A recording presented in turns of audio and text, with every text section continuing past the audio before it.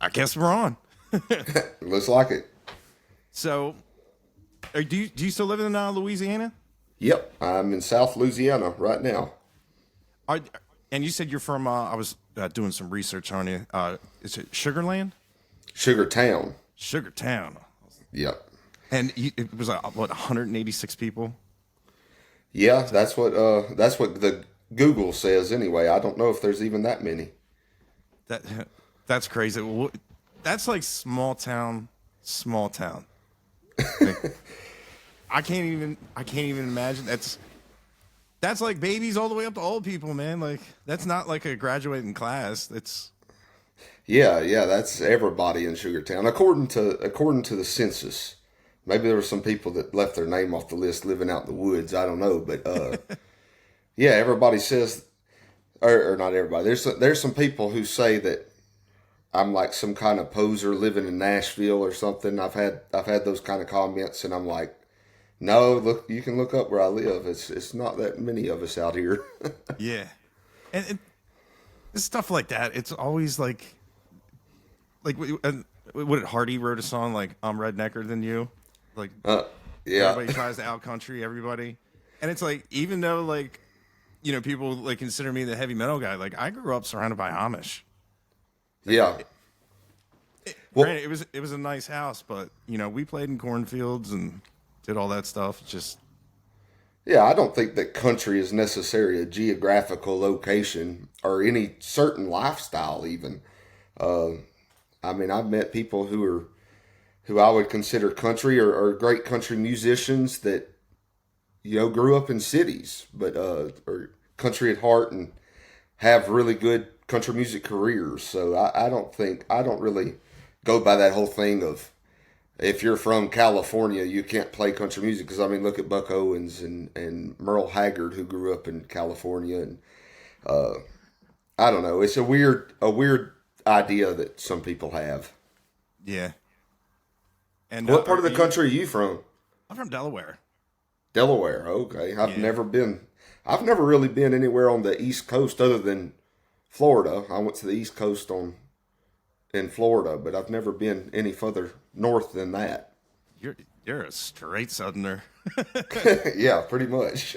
It's like I played a show with Brian Martin in Maryland, and he's like, "Man, I've never been up north." I said, "This is not the north, dude." I said, "Wait until people start getting mad at you for opening up doors, then you truly are in the north." He's like, "Well, what?" I said, "You get towards that like New York, that city lifestyle." I said, "Man, you better walk fast, talk fast." I said, like Adam Hood has that song "Speed of the South." "Speed of the North" is a little. We're power walkers up here. Anywhere I go, they're just like, "Man, you walk so fast." I'm like, "Because I have to." Yeah, maybe it's best that I hadn't traveled up that far then. It's nice. It's a nice area. In Delaware is pretty cool because I'm an hour away, an hour and a half away from Baltimore, New York, and then a train ride is like 5.5 hours to Boston. So it's not bad. Yeah, you get to see stuff all the time, I guess. An hour and a half from where I'm at will just get me to more woods pretty much. That's crazy. Now, do you prefer it? You prefer the seclusion or? Yeah, man. I mean, I've lived all over the place. I lived in Montana for a while last year, which was beautiful. One of these days I'd like to have me a place out there, but I also lived outside of Austin and spent a lot of time in Austin. I spent a lot of time in Nashville and Houston and other places in New Orleans. And I definitely prefer the quiet lifestyle. And just, you don't have to worry. I mean, like where I live, you don't have to lock your doors at night or you leave your keys in your truck. You don't have to worry about anything. And I feel like when I go to them other bigger places, I'm always looking over my shoulder and paranoid that somebody's going to steal my stuff. Because it happens all the time, Yeah. I get that. But, so I have to ask, how come you stopped uploading your guitar videos? Does it just not hit the algo or? You know how it goes, man. You've been in it long enough to know how it goes with what hits and what doesn't. Yeah. You upload some things, and like the things that you really want to upload doesn't hit, and so people really like the stories and the opinions, I guess, that I have on country music. So that's what worked, and so that's what I rolled with. But behind the scenes, I get to meet all these cool people and write songs and play with them. So I'm happy as can be. I'm not complaining at all. But yeah, if I upload a video of me picking an old Willie Nelson tune, it's going to get 10,000 views versus if I tell a story, I might get 500,000 or 1,000,000, you know? So Yeah. that's just how it works. It's a crazy world we live in. Yeah. It hurts too. It does. You're like, oh, like you said, I know exactly. Because a lot of people don't really, like, I always tell the story of a girl coming up to me. She says, "You look like the guy from TikTok." And I was on stage with my guitar. And I was like, "Really?" I was like, "I am that guy." She goes, "No, you're not. He doesn't play guitar." And I was like, "I do." "I assure you I do." And she's like, "You're in a band?" I was like, "Yeah, I'm in a couple bands." She's like, "Well, how come you don't ever do your music?" And I'm like, "I don't know. Like, it's just, I'm not really out there for myself. I've always been that kind of person of like, you get in the car and it's like, listen to this. You know, and I've always loved, especially seeing as like, I initially started my channel, like kind of like knocking at country music. And then I heard a couple songs from like the newer guys like Texas and the Red Dirt, Oklahoma. And I was like, whoa, what is this? And because I always liked like Seeger, the story, but like the country I was exposed to was like, I guess what they call it the bro country, like trucks, dogs, beer, and breakups, and just. Yeah, that's what's unfortunate is what they're playing on the radio is what most people think country music is, and a lot of the younger generation, even my generations, you know, they'd never heard a lot of the really good greats like Merle Haggard and stuff, and what they have heard might be, think I'll just stay here and drink or something. Not really the deep cuts like some days when things are good, songs like that. Those are the songs that to me are that's the real country music, and luckily we have guys today that are still playing songs like that, like Tyler Childers, Zach Bryan, Sierra Farrell, and folks like that. So I'm glad that you're being exposed to it, and I'm glad that you're exposing other people to it as well. Yeah, like it in terms of like Dolly Parton, I think Sierra Farrell kind of has that sound to her. When I first heard her voice, I was like, "Oh my god!" I was like, she has that just. Yeah, she does. She's got that kind of tremble in her voice that Dolly has that you don't see often, but she's great. She's fantastic. I saw her. I went to Willie's 4th of July picnic, which was like a bucket list thing for me this summer. And Sierra Farrell was there, Shane Smith and the Saints, Dwight Yoakam asleep at the wheel, and of course Willie and all of his family. And so to see all those guys, and Sierra Farrell was probably my favorite, other than Willie, of the whole day. Well, Tyler Childers was there too, so I was pretty excited about that. But Sierra just blew my mind. She was fantastic. Yeah, and she's like the total deal too, like her outfits and everything. It's just the whole and the visual too. I really enjoyed seeing her. I guess she was playing at the Opry the other day. Yeah, she kind of just does her own thing, and that's what I like about her. She kind of got that outlaw type vibe. She does what she wants. She records what she wants, and those kind of people seem to be more successful these days than the mainstream people, and the ones who are being told by the record companies what to record. Half the time, the record companies are wrong about what's going to hit or not. Even over the past 40, 50 years, they'll tell artists, like they told Merle Haggard that Kern River wasn't worth recording. They told Travis Tritt that Here's a Quarter wasn't worth recording. So they're time and time again wrong. So the guys and girls who are doing it their way, I think, are doing it the right way. Yeah, I just watched your video on El King, and you're like, I don't think she ruined her career. I prefer these guys, and it was all. Yeah, I mean, so for those of you who don't know, El King got drunk and was performing at Dolly Parton's tribute show for her birthday at the Ryman, which Ryman is, it's kind of sacred ground. It's where the Grand Ole Opry was for years. Hank Williams performed there and everybody else. So she got drunk and performed, and everybody's saying that she's canceled. Her career is over because she got drunk and kind of made a fool of herself, and they say that she disgraced Dolly Parton. I don't see it that way. I mean, like I said in that video, Hank Williams Sr. got fired from the Opry. Johnny Cash stomped out footlights. I mean, there's people who have done far worse, and early on in their career, too. I mean, Merle Haggard, before he hit it big, he really did turn 21 in prison. And so I don't think so. People are so quick to judge other people these days. It's kind of gets on my nerves a little bit.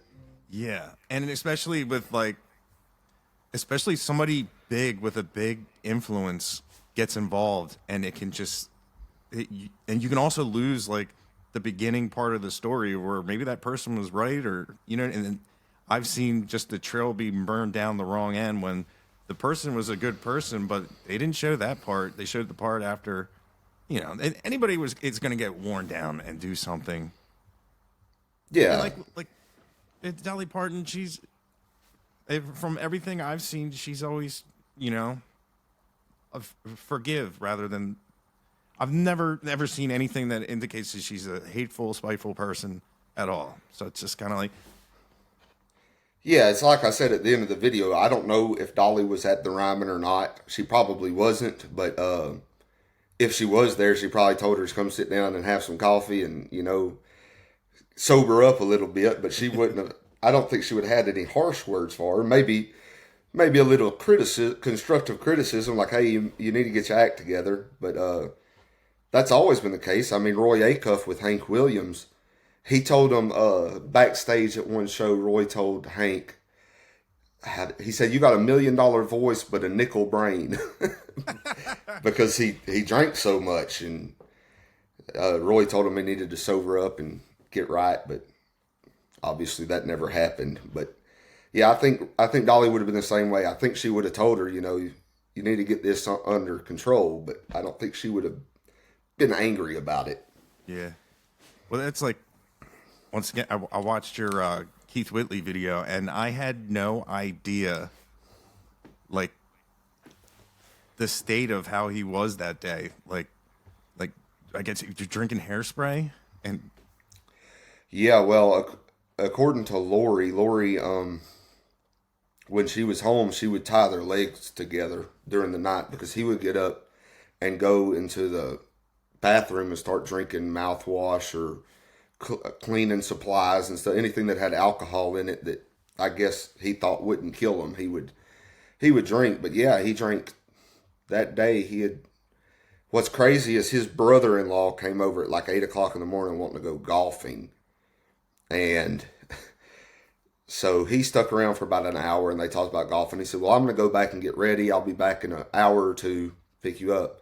He comes back around 11:30, I think, to pick up Keith, and found him unresponsive in the room with 23 empty beer cans, like a can and a half of empty hairspray, and an empty bottle of Listerine, I believe it was, which is crazy. In that short amount of time, from the time he left to the time he got back, he had already drank that much. And, I mean, obviously, immediate alcohol poisoning, and that's what ended up taking him out. But that is a crazy amount of stuff to drink, because I think hairspray has very high alcohol content, and so does Listerine, obviously. So, yeah, he had a severe problem.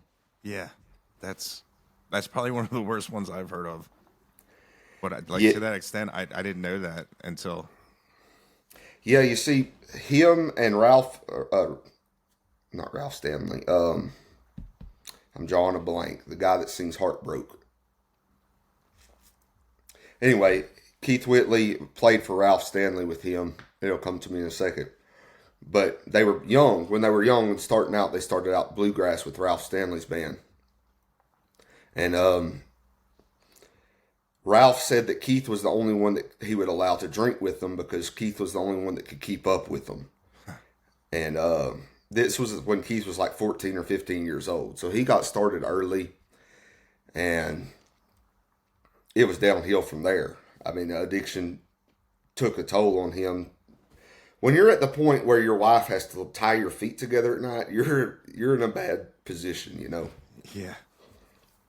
But yeah, crazy stuff with Keith Whitley. How bad it was for him. I don't think there was any, to my knowledge, that had it that bad. I mean, Hank Williams, his situation was a little different because he was born with spina bifida and he was addicted to painkillers as well. And he was taking it because he was, from what I heard, sometimes he couldn't even stand up. It was so bad.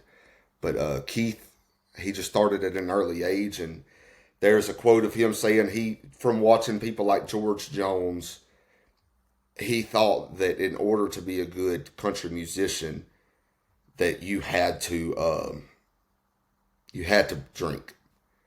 And so he had that mindset, and it stuck with him, unfortunately. And it's been a lot of death in that family. He had a couple of nephews who have passed since then. And they were also very talented musicians. And that was his brother's sons. So his brother, Dwight, has lost his own brother, Keith, and 2 sons. So Dwight has had a pretty hard life as far as loss to different things. Yeah. It's terrible. Yeah. Yeah, it's unfortunate because, I mean, Keith Whitley would have been a lot of people consider him to be one of the greatest of all times, but no doubt if his career would have lasted longer, he would have been, probably people would consider him the king of country music other than George Strait. Yeah. Now, do you have an opinion on who is the king? I guess it would go by what your definition of that would be, because, you know, a lot of people say the king has to be alive. Yes. So by that, I don't know. George Strait, I mean, would be a good run. Well, I actually, Willie Nelson.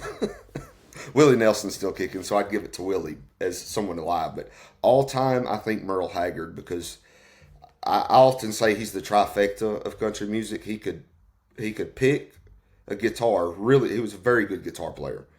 He could write very well and was a very good singer as well. And there's not a whole lot of country musicians who can do all 3 of those things as good as Merle could. Willie Nelson one, Hank Jr. being another. But there's not many, and to me, Merle did all 3 the best as a whole. Yeah, and he, like, I really liked his style. It was like, I always mispronounce that. Like, he was like eclectic, like use horns and non-traditional instruments in, like, he, out of all the older guys, he had like definitely a different sound and a different flair. I really appreciate just the way how like he arranged his songs with like just like choirish harmonies and stuff, and I really liked it was different. But I would like to see him play guitar. I haven't really seen a video of him really getting at it, but I did see a video where Vince Gill did consider him also the king of country. Yeah, he was a great guitar player. He picked up a lot from his guitarist in The Strangers, his backing band, Roy Nichols. Roy Nichols was one of the best country music players, you know. And it was kind of that whole Bakersfield sound, going back to the sound. You know, Buck Owens was really one of the first, I think he might have been the first to bring the Telecaster into country music. And, which, I mean, you think of country music guitar nowadays, you think of the Telecaster. Yeah. But yeah, Merle was a fantastic guitar. His son Ben, actually all 3 of his sons, Ben, Noel, and Marty, are fantastic musicians as well. So it's really interesting to see because they all 3 look just like Merle and pretty much all sound like him. So it's interesting to see them carry on, and Ben especially. I love Ben's music. He's fantastic. Have you listened to him any? No, it's funny. I didn't realize Merle Haggard had kids until the other day. I was looking for a song of his just for like a picture, and I looked. I said Marty Haggard, and I clicked. It said like something like "Songs for Dad." I was like, "Oh, his son," but I didn't listen to it. Yeah, so Marty and Noel are a little bit older. Ben is the youngest son. He's close to my age. He's in his early 30s, I believe. But To me, he sounds the most like Merle. And when you get a chance, just look up Ben Haggard and listen to him singing some of Merle's songs. It'll blow your mind. It's almost just like listening to Merle. He's so good. I got to see him and Marty with Chris Christopherson. It was right after Merle passed away. Chris had the Strangers touring with them as his backing band, and so he had Ben and Marty there too, and they all put on a performance. Probably the best, honestly, the best concert I've ever been to. Now, Chris was like 87 years old, so he was sounding pretty rough by this point, but just to be in the presence of Chris Christopherson and then the Strangers with Ben and Marty was like it could have lasted forever. It ended way too. It was a 3-hour concert, but it ended way too soon for me. Yeah. Yeah, Chris, he like lived like a Forrest Gump life. When I was researching about him, I was like, what didn't he do? I mean, it's the list of accomplishments. Like, I probably couldn't do a quarter of them in one lifetime. Yeah. I made a video about that. He's like the most interesting person in country music ever. What's funny is him and Townes Van Zandt, who are two of the greatest, songwriters of all time, both came from very wealthy families and were both set up to become senators or representatives or presidents, whatever.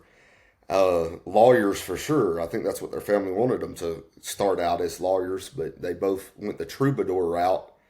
And Chris's family disowned him whenever he decided he was going to become a songwriter because he had been to Oxford, got the Rhodes Scholar, he was supposed to teach at West Point after he had become a pilot in the Army, but he didn't want to go that route, so he didn't teach at West Point and decided to become a songwriter. Took a job as a janitor in Nashville. That's a heck of a downgrade, but he did it. He went there and got hooked up with Johnny Cash and stuff, and the rest is history. But yeah, that man has lived 1,000 lifetimes in one. He actually wrote a lot of those songs down here in South Louisiana. He was spending half of his time doing janitor work in Nashville, and the other half he was piloting helicopters down here in South Louisiana, bringing people out to the oil rigs. And on top of one of those oil platforms, I think he wrote Me and Bobby McGee and several other songs while he was flying helicopters down here in South Louisiana. So he's got a very rich history. I've always enjoyed reading and finding out new things about Christopherson. So, like, what's the drive of?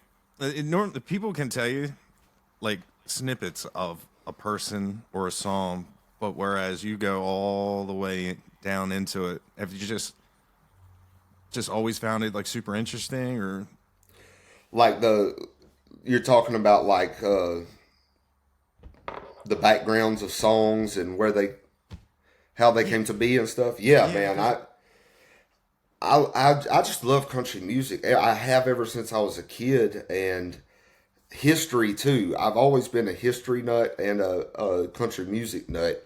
Like in college, I took extra history courses as electives just because I loved history. But as someone, I love songwriting myself, and as someone who loves to write songs, I love to see where a person's head was when they wrote that song, how it came to be, and maybe what challenges they had. In fact, I just picked up this book a couple of days ago. I just started reading it. It's Energy Follows Thought by Willie Nelson. And this is a whole book of all of this, not all the songs he's written, but his biggest songs, like 180 something. And it's the stories behind each of his songs that he's written. Cool.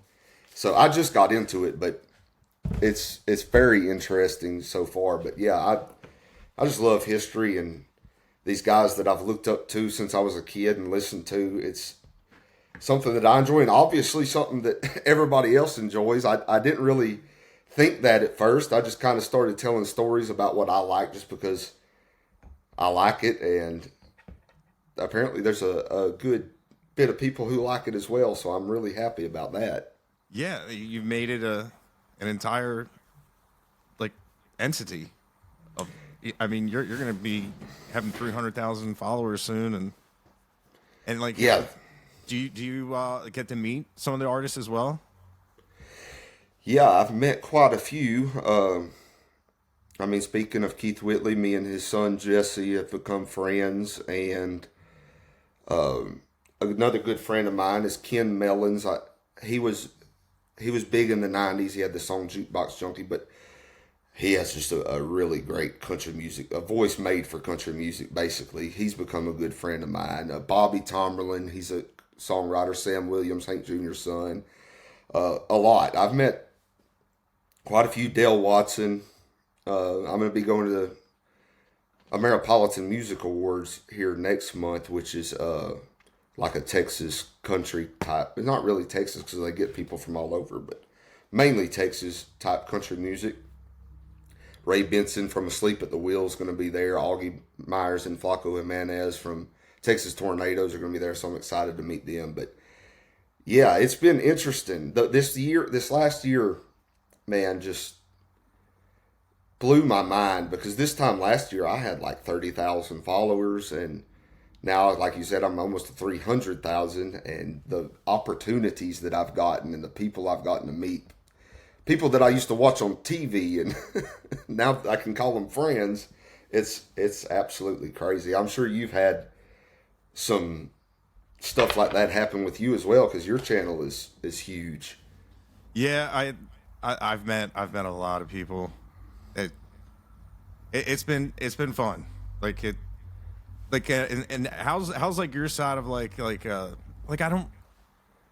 trying to think. Like, we have mutual Justin Danger Nunley. Like, do you have like any other friends with content creators? Because like, Yeah, I mean, Nunley's obviously the biggest one. He's one of the biggest, content creators on here. Nunley's a nut, but yeah, I mean, Dillon Holiday is a good friend of mine. Yes. Nikki in Nashville. Pretty much a lot of the people in our country music niche has become friends of mine, and I'm thankful for that. I haven't met Holiday in person yet because he lives up in Pennsylvania, but I have met Nikki in Nashville, and hopefully I'll get to meet Dillon Holiday one of these days. Get up there and meet you. I saw you came to Texas, and I was wishing that I could have got over there with y'all for that festival, but I never did see. You had posted before that you was going to try Pabst Blue Ribbon or Shiner Bock. Lone Star or Shiner. Oh yeah, that's what Lone Star or Shiner. Yeah. I didn't have a Lone Star, but you didn't. I had a Shiner. That was the one that won out. We went to Heim's Barbecue, and that was my. I'd had Shiner before though, but so you enjoy it? Yeah, I like the regular one. I've had a couple of the other variations of it. I wasn't a real big fan of it, but yeah, it's not bad. It's funny as I went into the beer store here, and he was like, "What's it called?" And I'm like, "All right," put it in the computer, and he was able to order it. But the first Shiner I ever did have was I was playing for Brian Martin, and on his rider was Shiner and Miller Lite. And it was the first time I played with him, and I listened to his songs, and he had a real, not like a dark song, but it was about addiction. And he was like, "I've been sober, blah, blah, blah." And I thought it was a test. So he's like, "Hey, man, you want to have a beer?" And I'm like, "Nah, I'm good." And he's like, "Okay." And I was like, "Yeah, pass the test." And here comes, he was using, his drummer was my drummer for a while. And my buddy Vernon came in. And he goes, "Hey, Vern, you want a beer?" He goes, "Yeah, give me 2 Miller Lights." And I was like, man. Because I like to have a few before the show to knock off the heebie-jeebies, And I was like, "Hey." And he looked at me. He's like, "Why aren't you having one?" And I said, "Brian, I thought it was a test to see, if, a lot of musicians, they have alcohol problems. So I didn't want to come across like I was a drunk." And he goes, and I said, "You have this song." And I thought you were sober. And he looked at me. He said, "I'm a semi-sober man." And I said, "Well, fire me a Shiner." Never had one. And that was the first time I had it. But yeah, he's from Shreveport, Louisiana. Oh, okay. he's, yeah, he's doing really good. I'm That's good. thinking about traveling up to Pittsburgh because he's playing with Chris Young. Figure that's probably like the only way I see him is go to a big show. Yeah, I'm about to check him out. I'm not familiar with him. I don't guess, which is funny because I'm from Louisiana. Yeah, yeah, he's just he was the oil field worker, and yeah, he's written like he's over 3,000 songs. Wow. He just wrote with Jinx and Adam Hood and all those guys, and that's all he does is write. And what's pretty cool is like, well, now my drummer has a gold song, so we have to listen to him now because he co-wrote his most popular song. It's crazy, like it's his first song he ever wrote on, and it went gold. That's impressive. Yeah, I get BMI checks too, so I call him up. I'm like, "What's yours?" And he's like, "Man, like it's been syndicated on radio, and the TV picked it up." And I'm just like, "Man, I want that mailbox money." I get like maybe a 6-pack kind of money. Well, mailbox money's always nice, regardless. Yeah, it is. Yeah. Going back to Shiner, the reason I asked you that, I wear Shiner hats in like all of my videos, and everybody thinks I'm like sponsored by Shiner, but I'm not. The truth is, I bought this hat from Academy like a year ago, before I really blew up, and I just thought it was a cool hat. And so Shiner saw it and was like, "Hey, like your hat, we want to send you some more." And they've done that like 3 times already. So now, like, my wife is telling me I need to get rid of hats because there's just Shiner beer hats everywhere. And what's funny, though, man, is I'm not really a drinker. I'm not really a drinker at all. And I have all these Shiner beer hats. Everybody thinks that Shiner is sponsoring me. But no, they send me a lot of hats. It's free. They're cool looking, so I wear them. That's awesome. I should start wearing Miller Lite hats. Yeah, there you go. Start wearing some Miller Lite hats and get you a sponsorship or get you some free hats. Yeah, that's like I was talking to a couple of bands, and they're like sponsored by like whiskey companies, beer companies, and I'm like, so how do you go about that? Like, take some notes here, and they're like, yeah, like I was in the one on the back of their bus in their band trailer, and I'm like, dude, what is with all these cases of beer? And they're like, oh, we're sponsored by Shiner. I'm like, I need some sponsors. But then I'm like, I'll need the other kind of sponsor if I have access like that. Like, oh, I got to go earn that coin. The AA sponsor. Yeah. Yeah. Yeah, it's funny, though. Like you said, taking notes, how do you go about doing that? I'm assuming you're probably in the same shoes that I am, just kind of thrown into the mix, figuring it out as you go. Yeah, dude, like, there's no, like, I don't know about, like, I did one video, and it blew up, and I woke up, and it had a million and some views, and then I had 50,000 followers in, like, 5 days. And I was just thinking, I'm like, Am I like famous now? Like what happens now? Like, can I like walk in, tell my boss, you can take this job and shove it? Is that how am I little beast? Am I little Mr. Beast now? Because like you hear like stories, they're like, oh, they went viral and they're doing this, and and no, nothing happened. I went to work, no one. They're like, what's TikTok? I'm like, never mind. And I'm like. It's just still it's dead. It's just nothing. Like I had a guy. He lives. He owns Steel Records in Louisiana, and he said, "Man, you must walk around and get recognized everywhere." And I'm like, "No, I walk around. No one recognized me unless I'm around people from Texas or Oklahoma." And he's like, "So if you came to Texas, lived here, you'd probably be famous." I'm like, I don't think of it like that. I'm just a guy on TikTok that listens to music. And I said, like. But if I go to like the shows when people come up here, I get recognized, and they'll tell me, they're like, "Hey, check these guys out," and I, bring my phone app out and go, "Okay." But like it is weird. It is. It's like I had a company message me one day a few months ago, and they were like, "What's your going rate to make us a video about to promote something?"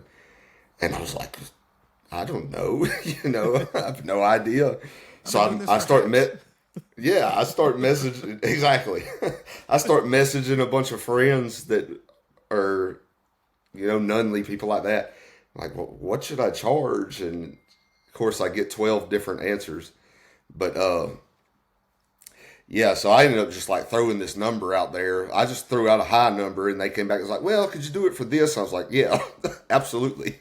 But yeah, you figure it out as you go. But when people recognize you in public and you're not used to it, it's a strange feeling. It's still very strange to me. Like I was at the a store the other day, and my dad called me, and I'm talking on the phone, and I guess I have a pretty recognizable voice.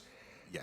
I'm talking on the phone to my dad, and I see this woman. She's like poking her head around the aisle, looking at me, and she was an older woman, so I thought maybe she needed help getting something off of a top shelf, because that's not unusual, so somebody like that to ask for help. So I got off the phone with Dad, and I was like, "Can I help you?" And she said, "Dillon Weldon?" I said, "Yes, ma'am." She said, "I watch your videos all the time." And it happens more often now since I've gained more followers, but it's still just really weird to me. It's odd to go out in public and somebody recognize you. Yeah, what's crazy is like I get a lot of like questions like, "Hey man, why don't you come here? Why don't you do that?" And then it blows their mind. I'm like, "Dude, I'm from Delaware." Like they're like, "Delaware? How did?" I'm like, "Exactly." Like like Aaron Watson asked me.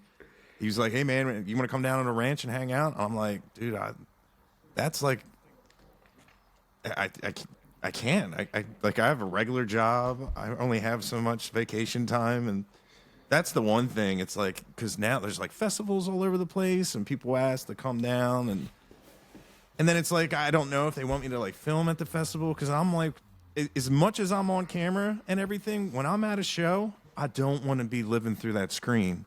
So it's like I'm gonna have to start like hiring people to like do the videos for me, because I want to like take it in.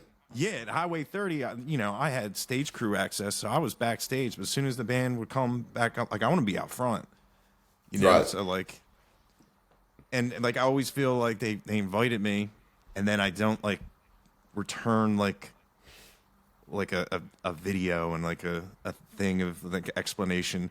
Like my first festival, I went to Mile Zero, and while I was at Mile Zero, I got a heating oil delivery, 150 gallons, and my tank burst. So I had to come home to that and deal with that. And then it just got so far away, and I'm like, "Oh, I wonder if they're mad I didn't talk about Mile Zero enough." And then I did Highway 30. I talked to Gordy, and I was like, "I don't." But like, there's like paid videographers and photographers. Like, I'm never gonna be better than those guys. And it's just like, but and I'm not like the kind of person to like be in the airport with the selfie, like, "Here I am in Texas for the first time, get out of my way, like I'm not like that." And it's funny is because people are like, "Here, let's videotape this." I'm like, like I still am weird about that. And people are like, "How you have thousands of videos, you're on camera all the time." I'm like, "Yeah, but that's like, I'm in my house, like I'm in my own like space. I don't want to disrupt people's lives," because like then you get the eye rolls like, "Oh, it must be an influencer," and I'm like, "No, it's content. Sorry you're in it, but yeah, it's like it's kind of like a job that no one tells you what's expected, what to do." Yeah, it's a job. You're figuring it all out on your own. You just kind of about that. And another thing about videoing in public, at the house, I don't know if you're like this, but you're probably not like this as much because of the style of your videos. But with mine, it might take me like 30 or 45 minutes to record a 1 minute video because I'll be like, Willie Nelson went to the, crap, let me restart that. Willie Nelson went to, crap, let me restart that, you know. You can't do that in public. You just got to roll with it. Yeah, it's funny. Some of my videos, like I can't, like Waylon Jennings. For some reason, sometimes I'm like, that sounded weird. And I put some of the videos up of me trying to say the name, like Linda Ronstadt. I'm like, I don't know. You know what I mean? It's like pronouncing people's last names sometimes is like, I said Tyler Childers. And that gave a lot of traction. I'm like, I don't know the guy, never heard him, you know, like, what is it? Frizzle, you know? Frizzell, yeah. Frizzell, yep, see? There's so much. And that, like, I said Pecos instead of Pecos. I'm like, man, I don't know. Like, I just did Linda Ronstadt the other day, and I'm like, it's Ronstadt. But when I say it, like, Linda Ronstadt, I'm like, nah. But, yeah, dude, it is crazy. It's funny is I actually sampled Justin's voice, so every once in a while I'll just do the Listen, did you know? And I was doing like a video. I was like, listen, did you? And then I would say something, and I'd be like, thank you, Justin Danger Nunley. And then I remember putting it up, and I'm like, I should have slid in his DMs and said, is that okay? Because it's like, technically, I am stealing. You know, it kind of is stealing, kind of a shout out, and it's like so weird because he's that one. I think it was Tracy Lawrence or Trace Adkins. I can't remember. He actually was like, "Dude, I sent it to Tracy." He's like, every once in a while, he'll do this one, and for him to have like 6-7 million followers and to like have that attention to like comment and send me DMs is insane because at the level I'm at, I'm like, dun, dun, dun, dun, dun, dun, you know, like trying to get, you try to be engaging, like, because you do end up being friends with people and like, you don't want to miss a comment, you know what I mean? Like, I don't want to be like how like Joe Rogan's like, don't read the comments. Don't even deal with them. And like, I don't want to, you know, I get into it because like I take the suggestions from people's comments to do the videos. It's like, I've been doing a lot of like the vocal isolation song because one, it's easier because I got burned out a little while ago. It's just, and like, I don't know if you've experienced it. Like I have other stuff to do. Like I like playing guitar and doing stuff. And like, I come home from work around 3 and I normally do TikTok all the way up to like 7, 8 PM every day for the last year or two, doing 3 videos a day, 4 videos a day. And it's a lot. Like all those comments, they're me. Like I even like you did the video. I tried to have like artists be like, listen, no one wants to see me. If it's just, I gotta take a drink. Sorry, I'm actually getting over being sick. But like I was really thought people would jump at like, hey, I'm so and so artist, and then play a song, and I can just upload them and not have me like in like a duet situation where I'm taking away. You know what I mean? Like it's just, I thought I'd be bombarded. I didn't get. Wes Barlow wanted to promote his Fiddle Academy, and I thought it was great. I'm like, yeah, dude, I have a big platform, and I want to help the people that help me. But no one took me up on it. That blew my mind, and I was really hoping that I could get some load taken off because, you know, I got daily stuff to do. Yeah, it can get overwhelming.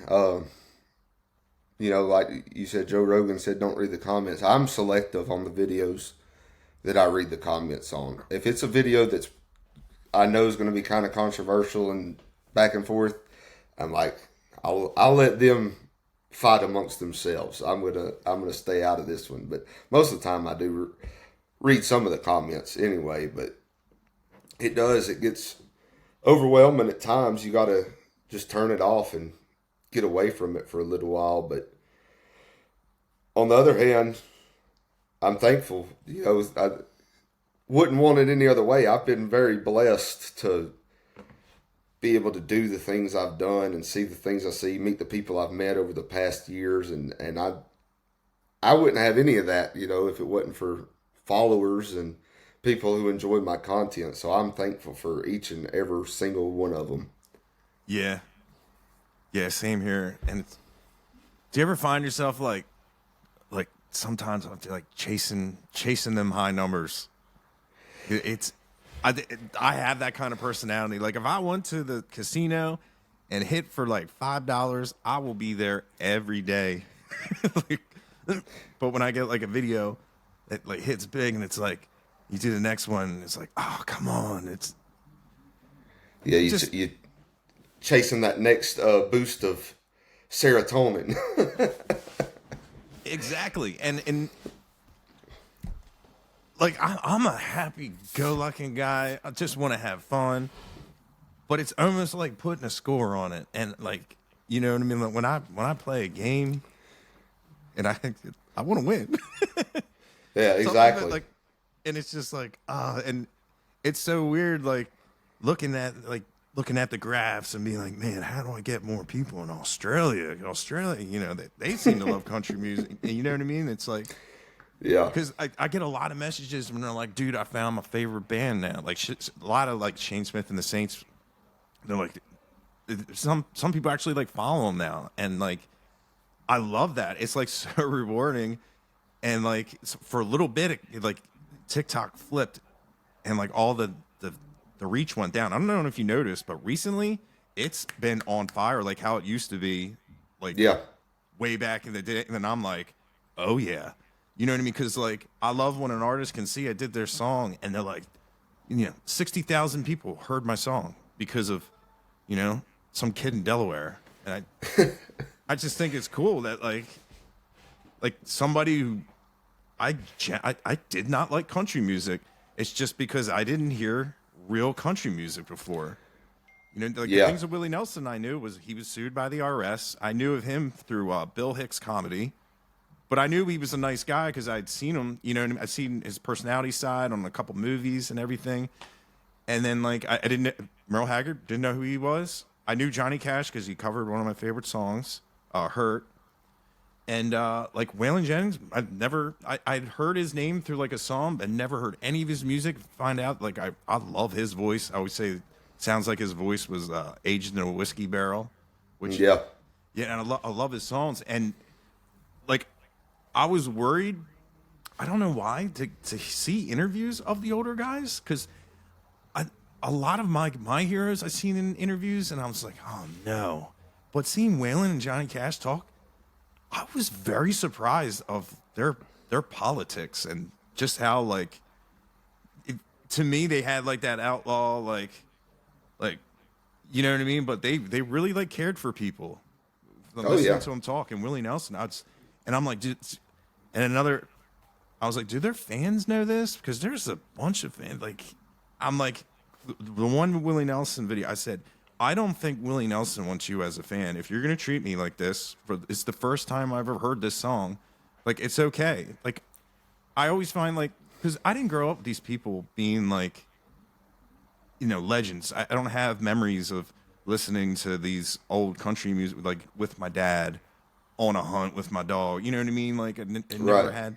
didn't have anything that ties me to, George Strait is the king. He always will be. Like, I'm just kind of like, oh, I really appreciate his voice, but like he wasn't, I always found that to be weird with those sect of fans because I Right. wanted to meet Willie Nelson to have him read like the mean tweets of like, like Chris Christopherson. I knew him as Whistler from Blade.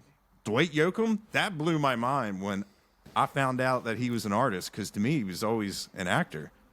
Sling Blade. Crank.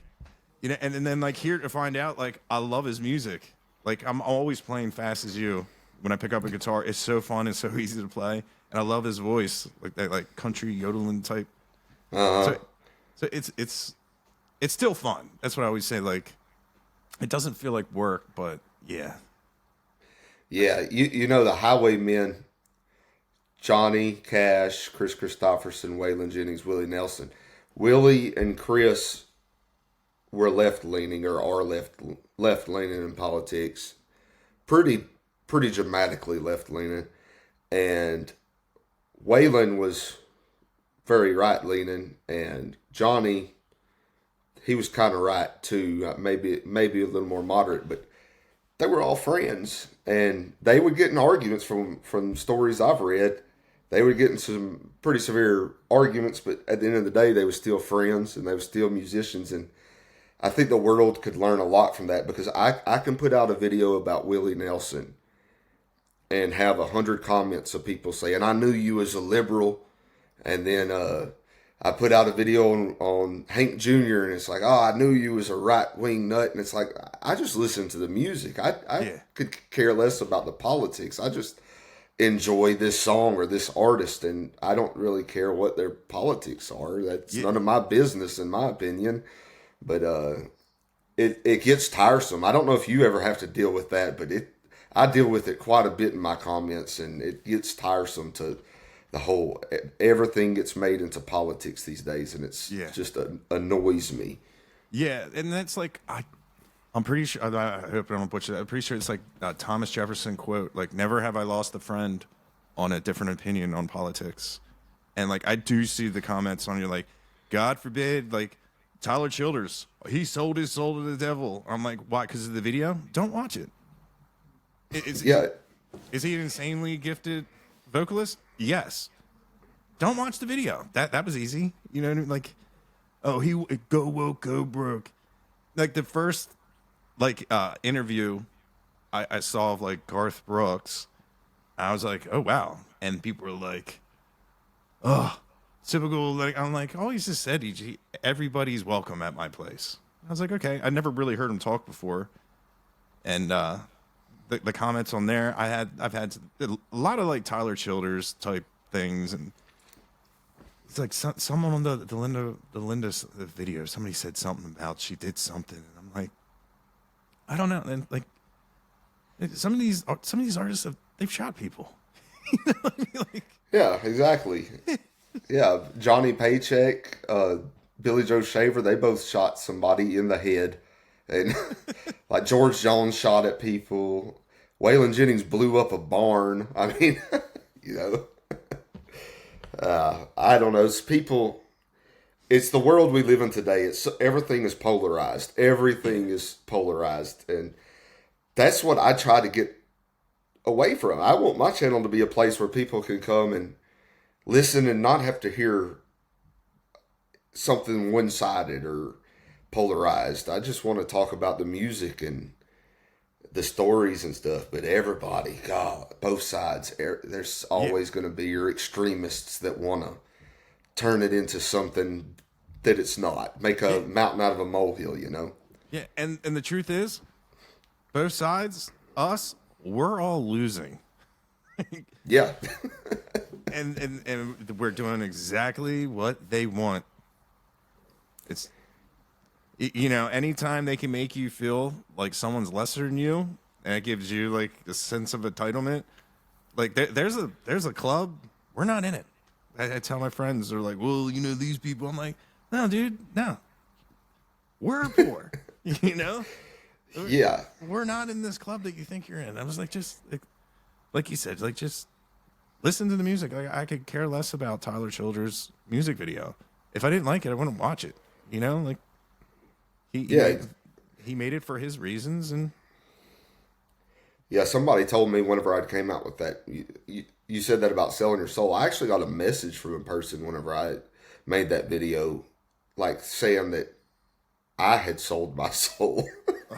And I'm like, this is going too far. This is crazy. Yeah. Like at the time, I only had like 100,000, 110,000 followers or something. I was like, dude, if I sold my soul, it would be a lot more than 100,000 followers.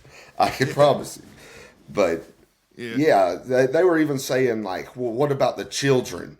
The children could get on YouTube and watch that music video, and I don't want my kids seeing that kind of music video. And I was like, well, then don't let your children unsupervised on the internet. I would give that advice. Yeah, I would give that advice to anybody. Don't let a child on the internet unsupervised. That's asking for trouble. But to each their own, I guess. Yeah. And I mean, you're probably the same. Like, I try to stay like completely neutral on things, even though like I'll read a comment and be like, man, I'll be highly opinionated on it, but you gotta go straight down there because no matter what you do, you're gonna alienate half. The other half, like since I changed up doing like the vocal the vocal videos, which is a huge convenience for me, and I enjoy like just hearing because like as a musician, like I'm listening to the guitars and I'm like the whole like Broken Window Serenade. I did not know that was a sad song because I wasn't listening to the lyrics, and I'm like, yeah, this is great. It sounds like and then like so I've been able to like focus on like people like. I really noticed how strong some of these voices are. Like I did Patsy Cline today, and I didn't think I could love Patsy Cline's voice anymore. And just to hear it, like super, just dry and just her, and just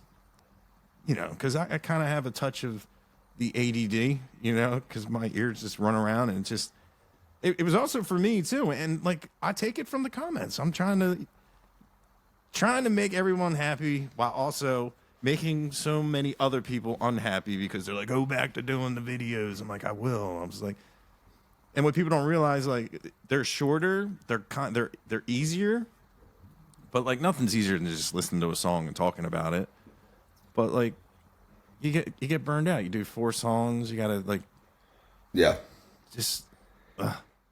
Something that you've made me realize watching your videos, and I've talked about this before. I think with Holiday on Our Lives, but people listen to music differently. And I noticed that with you, when you listen to a song, you always talk about the beat and the guitar or this instrument or that instrument. You're like, I really like that. I really like that.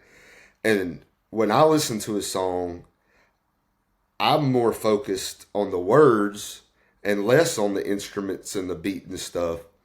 And so it's cool to see that other perspective and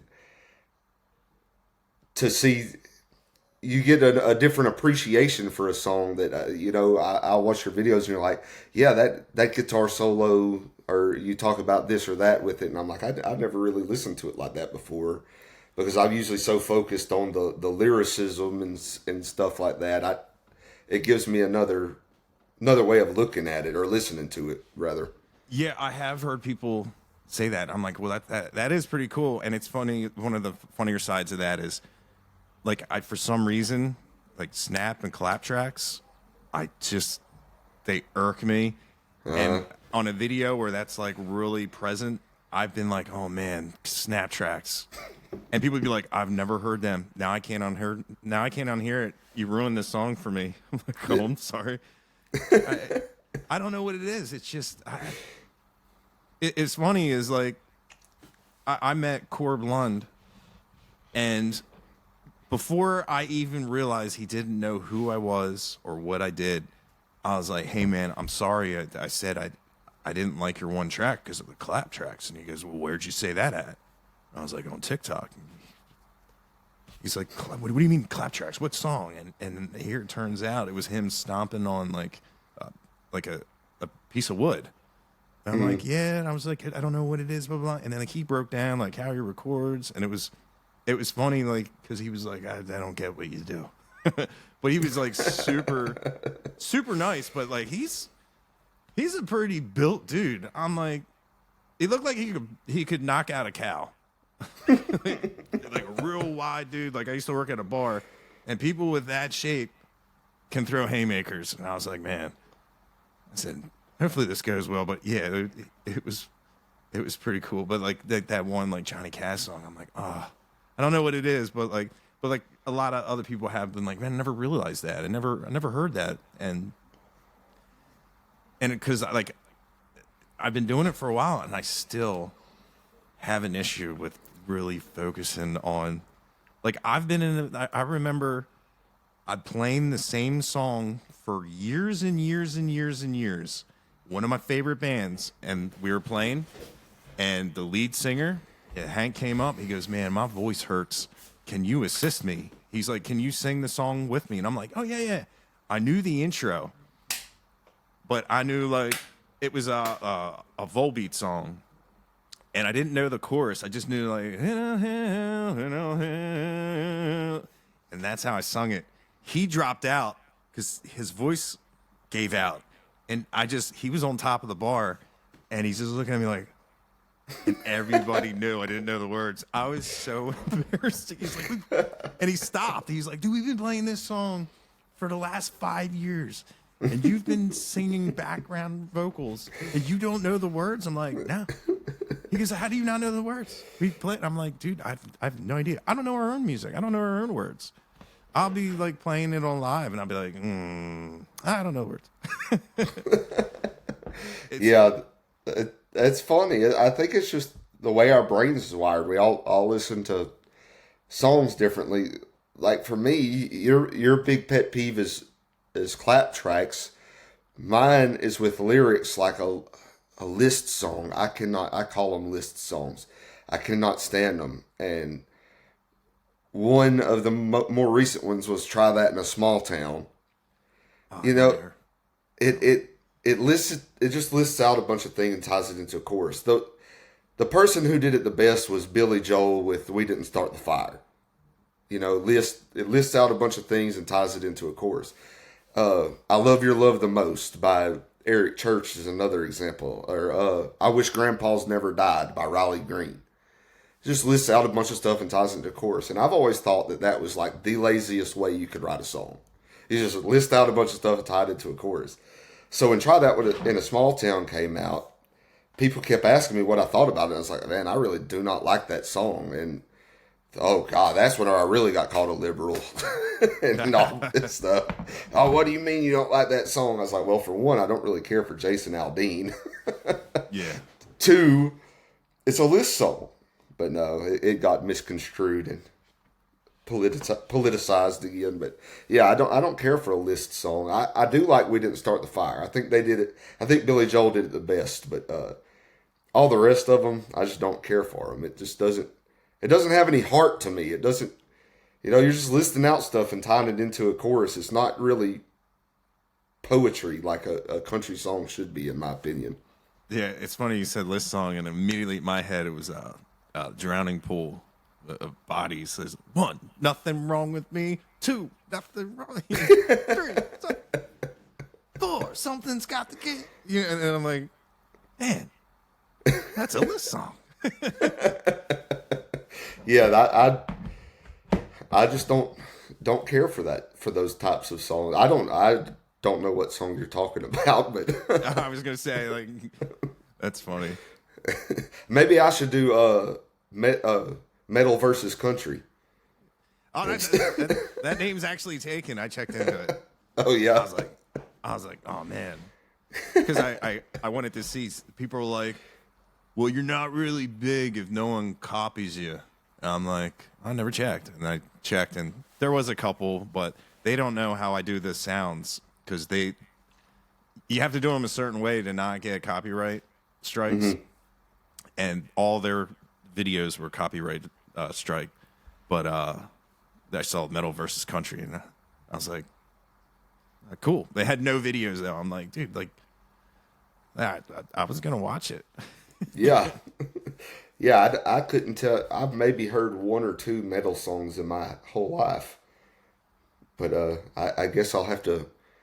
I guess since you like country so much, I'll have to listen to a couple of metal songs and see if I like them. I have listened to one of those songs that I've listened to was Canes by Nod, the Cody Jinks metal band. Have you listened to him? So I did a video on Cane by Nod, and I was like, I tore up the guitar tone. I was like, man, it sounds like you're playing direct with it's like a distortion box. It's a cheap one. And I'm like, man, I was like, I don't like that tone. Like one of the ones I kind of like had like a little bit of negative comments. And I'm like, but your singer's great. I said, man, you guys aren't doing your singer justice. And everyone's like, hey, that's Cody Jinks. And I was like, no way. So I went out. I went and saw Cody Jinks live. And his guitar player, keys player, came out after the show to the bar with me, and I did an interview with him. And I was like, "Hey, man, I don't know if you saw. I did not know Cane by Nod was Cody Jinks, and I was talking about the guitar tone, not liking it, and he's just laughing. He goes, "What, really?" He goes, and I was like, "Listen, but I wanted to keep it honest." He goes, "Oh, you got to keep it honest," and he went through and talked about how he recorded it, and it was weird to actually tell the artist, like, oh yeah, I did that song, and I kind of had some negative things to say, and he was just like, but what was funny is that there was a guy putting Cody Jinks songs on the jukebox, and I went to the bathroom. I came back. Oh, I got a cough. I came back and I was like, "Hey man, you like Cody Jinks as a guitar player, keys player? Drew Heracles outside on the deck." And he goes, "Get the hell out of here!" I'm like, "No, I'm serious. You want to go talk to him?" And he's like, "Yeah." And he said something like, "Yeah, and I'm the Pope or something." And I'm like, "Dude, whatever." And I go and I'm like, "Drew, there's a guy putting," and he doesn't believe you're out here. He goes, "Oh, well, his lost." But yeah, came by nod. Yeah, Cody Jinks. He's done with that project. He just put a post up on his. I saw that. Which he got his start really in metal. He loves metal, so I was surprised that he hung that up. But I guess it just wasn't doing what he wanted it to do. Maybe it was taking focus away from his other stuff. Yeah. He was saying Slayer is one of his favorite bands. I've never talked to him. It's weird. I was waiting for him to come out, and I was talking to Drew and the other guys in the band, and I don't know what happened. He just must have just walked right by me. Have you talked to Chris, his other guitar player? No. What was funny is there was a rumor going around that I was Cody Jinks' guitar player, and I was like, no, I don't know why people were messaging me that. I said, I think it's because I went live and was playing a couple of his songs after it was around when I saw his concert or something.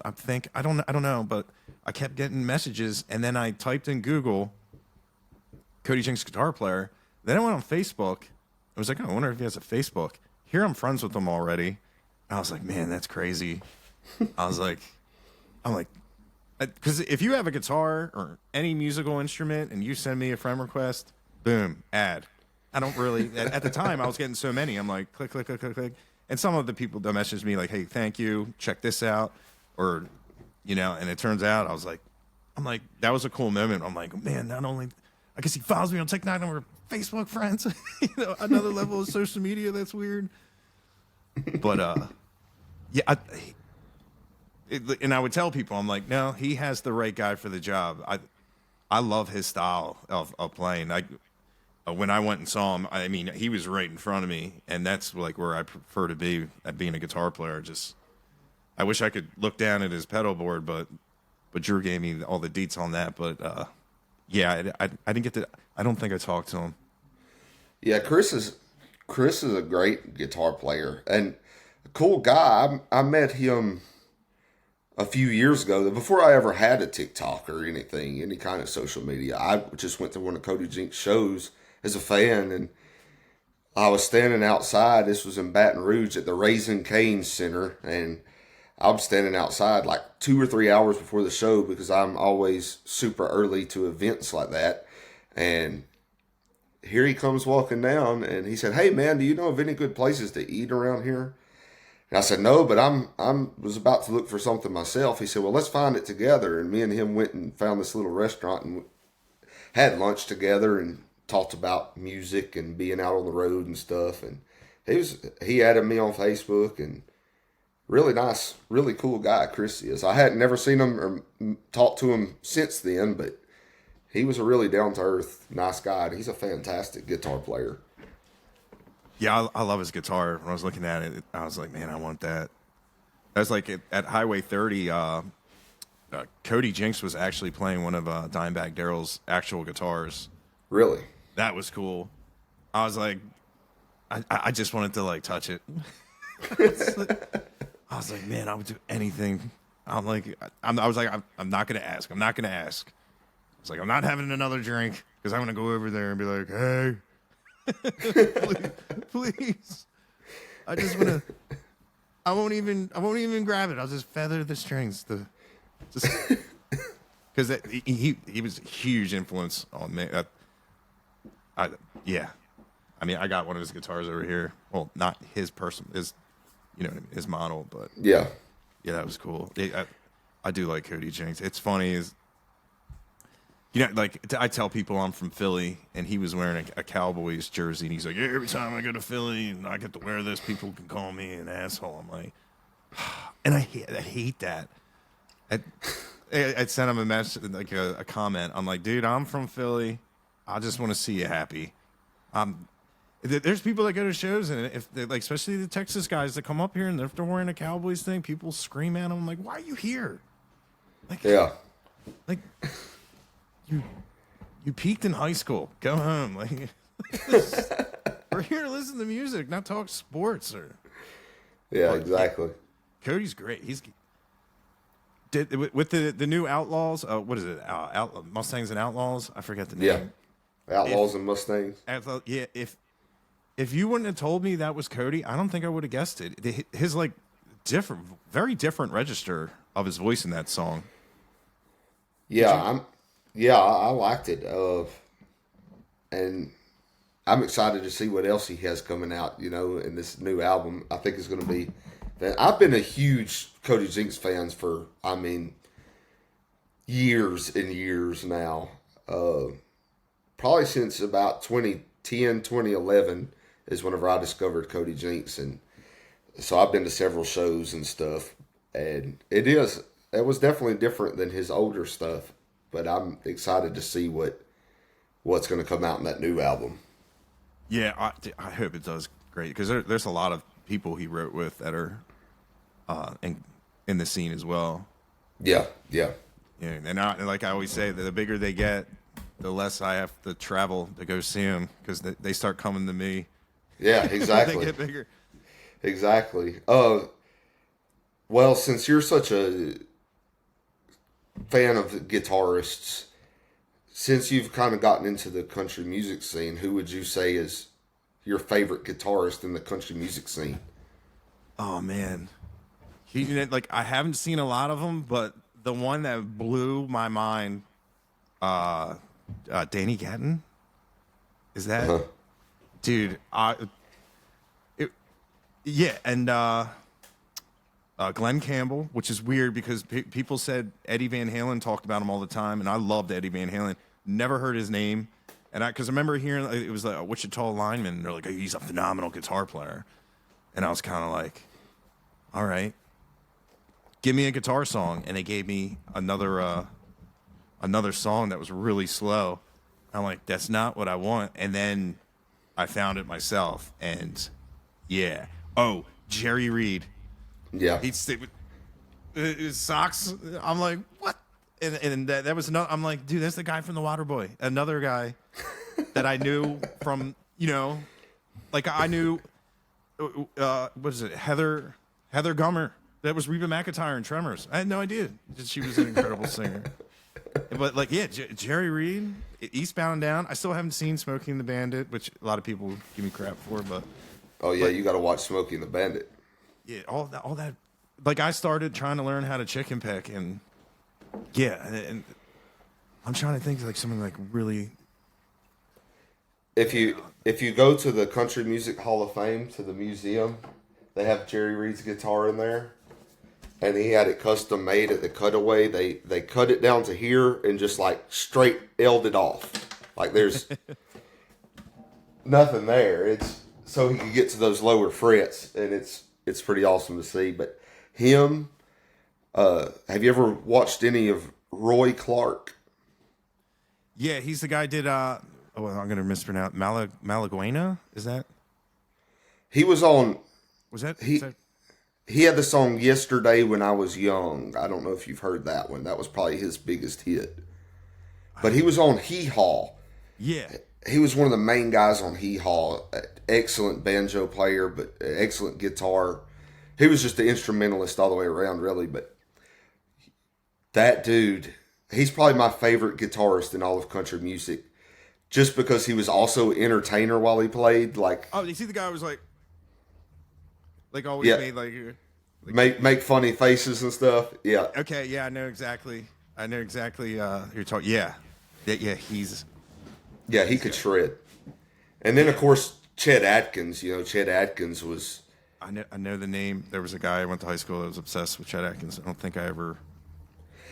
Really he was a phenomenal guitarist. He was very boring to watch because he made it seem so effortless. He was such a good guitar player, but he made it seem, he would just sit there and do amazing things on the guitar. But he was a producer, also songwriter, everything kind of in Nashville. But he was one of the big ones behind the Nashville sound in the '60s that people like Waylon and Willie hated. I don't think Waylon really got along with Chet Atkins too well, but he was a big record producer, big behind the Nashville sound. When somebody asked him one time what the Nashville sound was, he said money. And I think that's a really good, a really good picture of what Nashville has become. It's all about the money. But Chet Atkins, look up his guitar playing. You'll enjoy it. But him, Roy Clark, Jerry Reed, Glenn Campbell. Willie Nelson is a fantastic guitar player. I was just going to say, like, I saw a video of him, like, I guess this was, who knows how old because he aged very well. I don't know how old he was at the time. I was like, I mean, he was getting at it. I was like, wow, I never knew that he was that good on guitar. Yeah, Willie's probably my favorite singer, songwriter, guitarist, just to watch play. I think of any of the guitar players, I probably in my own playing try to mimic his style more than anybody.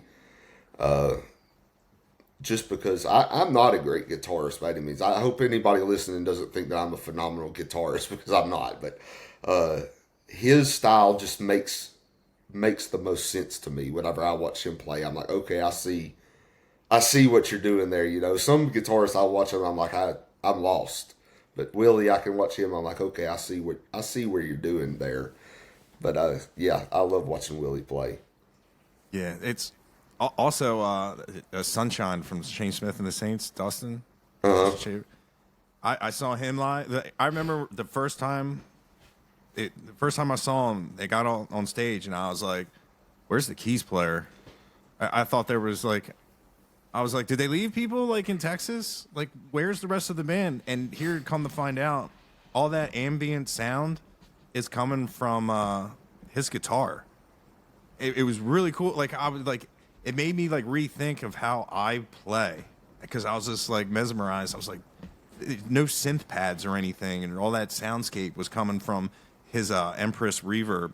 Which I was up in the balcony and like, you're really not supposed to take a picture of someone's pedal board. I was like.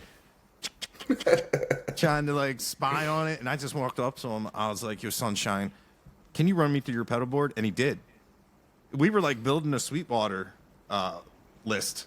He goes, "Hey, you can get it from here. Check this out. Add to cart." You know, and I'm like, "Dude, thank you so much."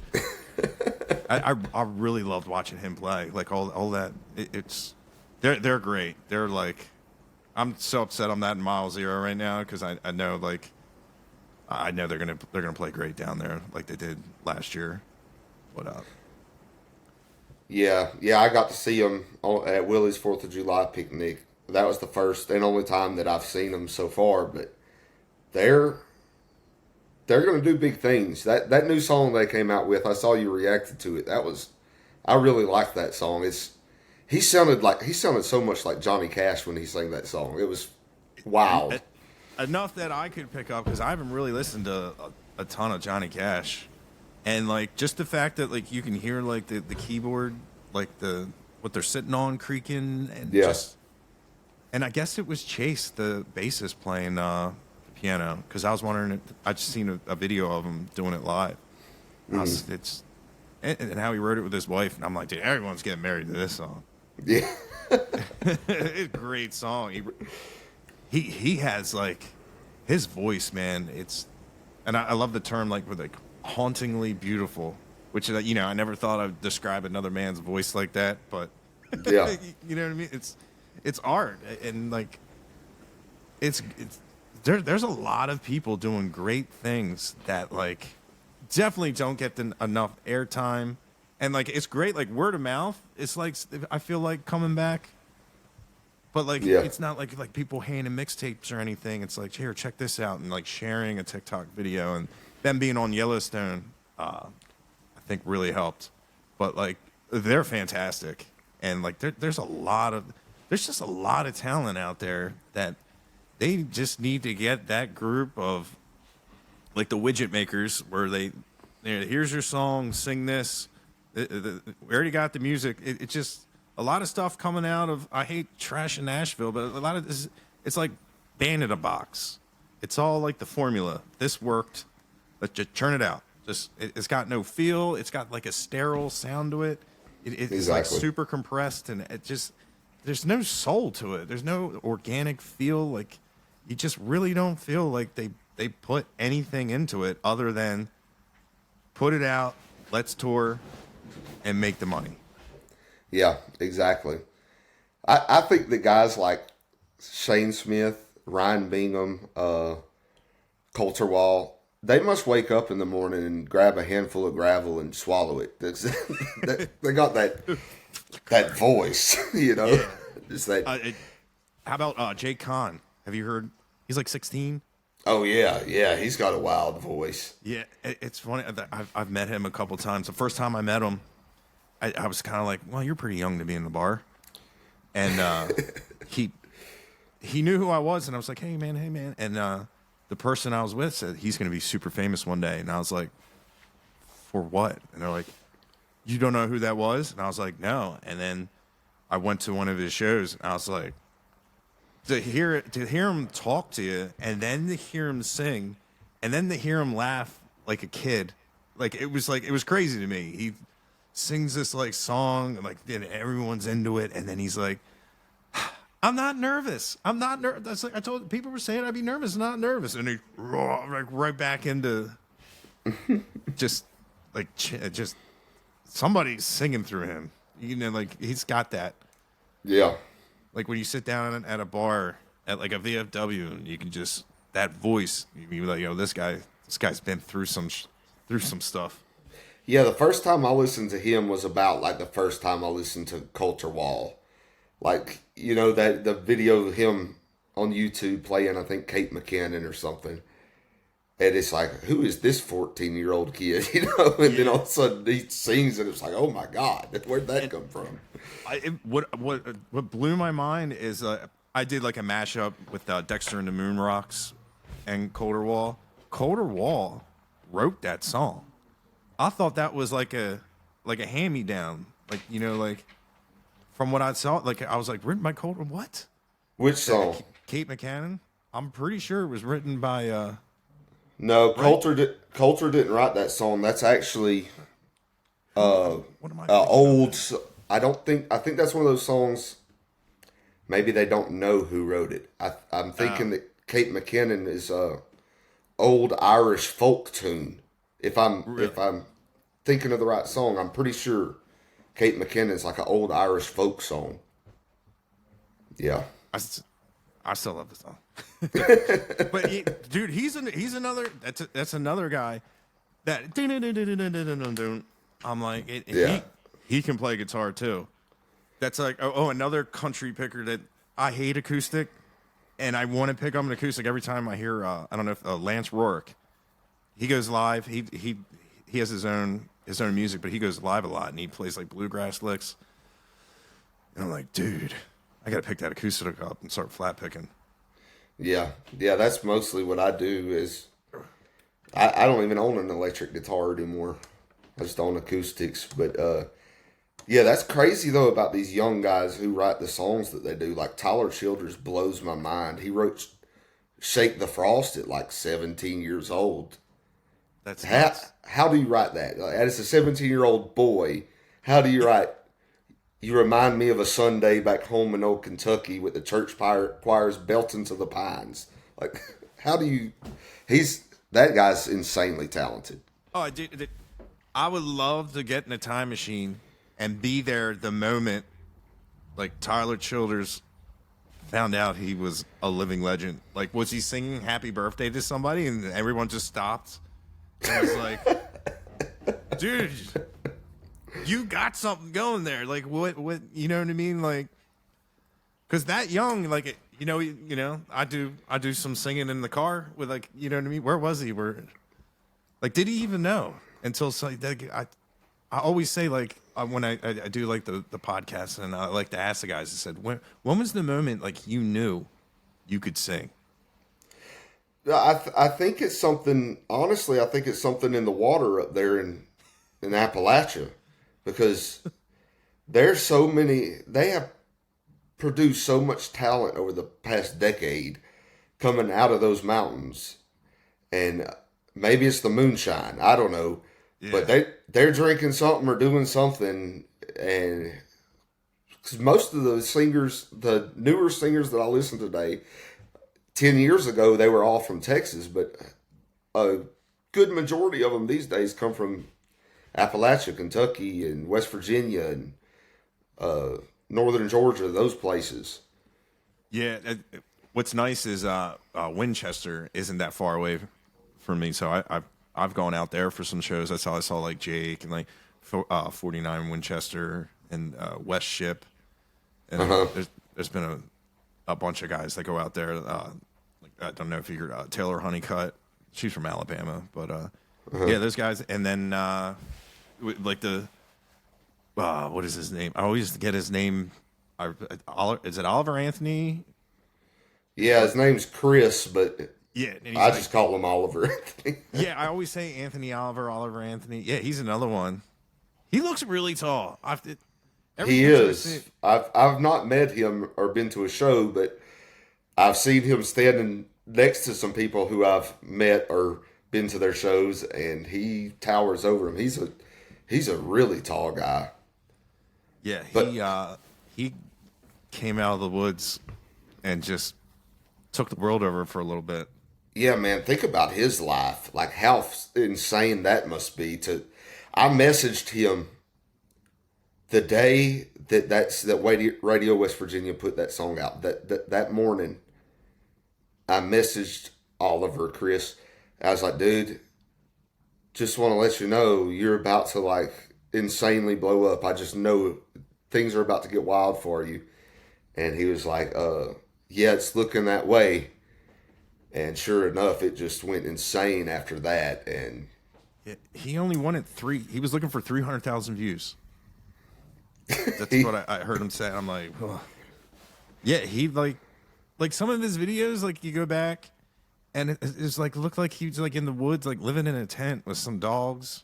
You know. Yeah. Like, and then next thing you know, it was funny. Is like he added me on TikTok, and people were like hit me up like, hey, can you tell him this? Can you tell? I'm like, no, I don't know him like that. I was like, I did the song of his song, and then like that doesn't mean we're like friends, but like I was very interested to see like could you imagine like you just put it out, and you know you got like Jamie Johnson going like, hey, I'm gonna show you the way. Like whatever you do right now, you don't do anymore.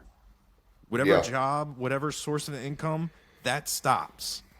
Like if he didn't, imagine he would just be like with like phones, no, and just you know he would have to put the wall of China around his property because they would have hounded him until he did something. yeah, Because that was a huge wave, and there's a lot of people in the music industry. They're just, you know, they're terrible people. They don't really care about the song or anything. They care about, you know, the money. But like, yeah, it would have been interesting in a different timeline to see if he just said, I don't want nothing to do with. I'm done. You know, that's my song, and I'm gonna ride out my days as. You know that would have been interesting as well because I don't think the industry would have let him. yeah. You know what I mean? I listened to the Rogan podcast the other day with Charles Wesley Godwin, and Rogan was talking about Oliver had called him, or he had called Oliver one way or the other, right after the song would blow up and everything, and he was telling Rogan, these people called me from Nashville. They're telling me I need to sign this now because if I don't take the opportunity, then everything's going to die down and I won't have the opportunity. And Rogan was like, do not sign anything, anything at all. So and as far as I know, he hasn't. He's still doing it his own way, which is, I think, the smart thing to do these days with streaming and the accessibility that we all have now. I mean, why not? Why not just, what do you need? What people don't realize is a record label is just a bank. That's all it is. You know, they'll say, hey, here's $8 million, but what people don't realize is you got to pay that $8 million back through records or something. And if you don't, well, guess what? You still have to. Yeah. It's terrible. it's a bank. And they have like sundown clauses. Like if you went out of your deal, they still own your music. Yep. Like that's what you hear. Like even like superstars, they have to buy their own property back just so they can make their money back on it. It's a lot of people don't realize that. And yeah, it's cool to get signed, but it's sometimes I've known people that have declined it. I mean, like Cody Jinks, he's independent. He's got buses. He's going all around. He seems to be doing fine. And like Drew said, he says, yeah, it's great. I get paid more. Like there's nobody taking half right off the top. Yeah, I mean, really, I think if you're as good as somebody like Cody Jinks, why would you want a record label telling you what to do and have their hand in your pocket? Because you are going to make that money. Like Oliver Anthony, when that song come out, I think he said that he was making like $40-something thousand a day after that. If he would have signed a record label, they would have been, well, here's you a $4,000 check. We're going to keep the 40. But, yeah. Nobody knocks over Big Tony. It's safer than in a bank. Yeah, I think like streaming, there's a lot of complaints about Spotify and, artists not making enough or whatnot. But there's a lot of artists who, because of streaming services like Spotify, we probably would have never heard them if we didn't have something like that. Because a lot of times record labels assign people just to keep them quiet. Yeah, here you go, and you never hear from them again. So I say all the time, I think Nashville, the big executives are probably shaking in their boots because they're probably really don't know what to do. Like they've never dealt with anything like this. Like how do we handle this and stay afloat? Yeah, I mean that entire time it's been eating itself alive for a while now, just putting out just what garbage nobody wants. Yeah. Yeah. I mean, stuff that's cool to listen to while you're riding on a boat in the lake in the summertime and not actually wanting to hear good music. You just want to hear something with a good beat. But that's 2 months out of the year. The other 10 months, you're like, this sucks. Yeah. Yeah. Nashville, I would like to get to sit down and talk to one of those big executives who's been there for years and years and just see what their plan is, how they plan on dealing with the streaming services and these artists like Tyler Childers and Cody Jinks and Zach Bryan, who've done it their own way and done far better than almost anybody in Nashville. Yeah. It's funny is my buddy, I don't know how his company works. I don't know. It's inside of a recording studio, a label in Nashville. And he manages a bunch of people. I'm pretty sure he's friends with Nunley because he was managing Kamita Cody for a while. Mm. And I just remember just asking him, I was like, hey, if I ever find anybody, you want me to send them your way? And he's like, yeah. And one of the guys, I don't know where he's from. I hit him up. I said, hey, man, I'll give your info on this record label in Nashville. And he goes, no, I appreciate you, but don't want it, don't need it. And he's doing great. So it's kind of like.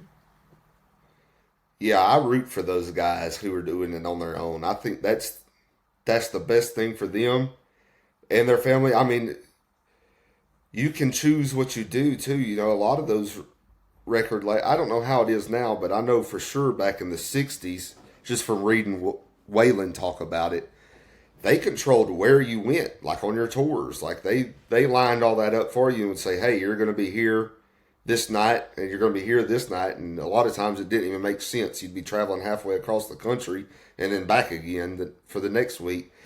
And so you have no control. You're just your whole life and career is in these people's hands.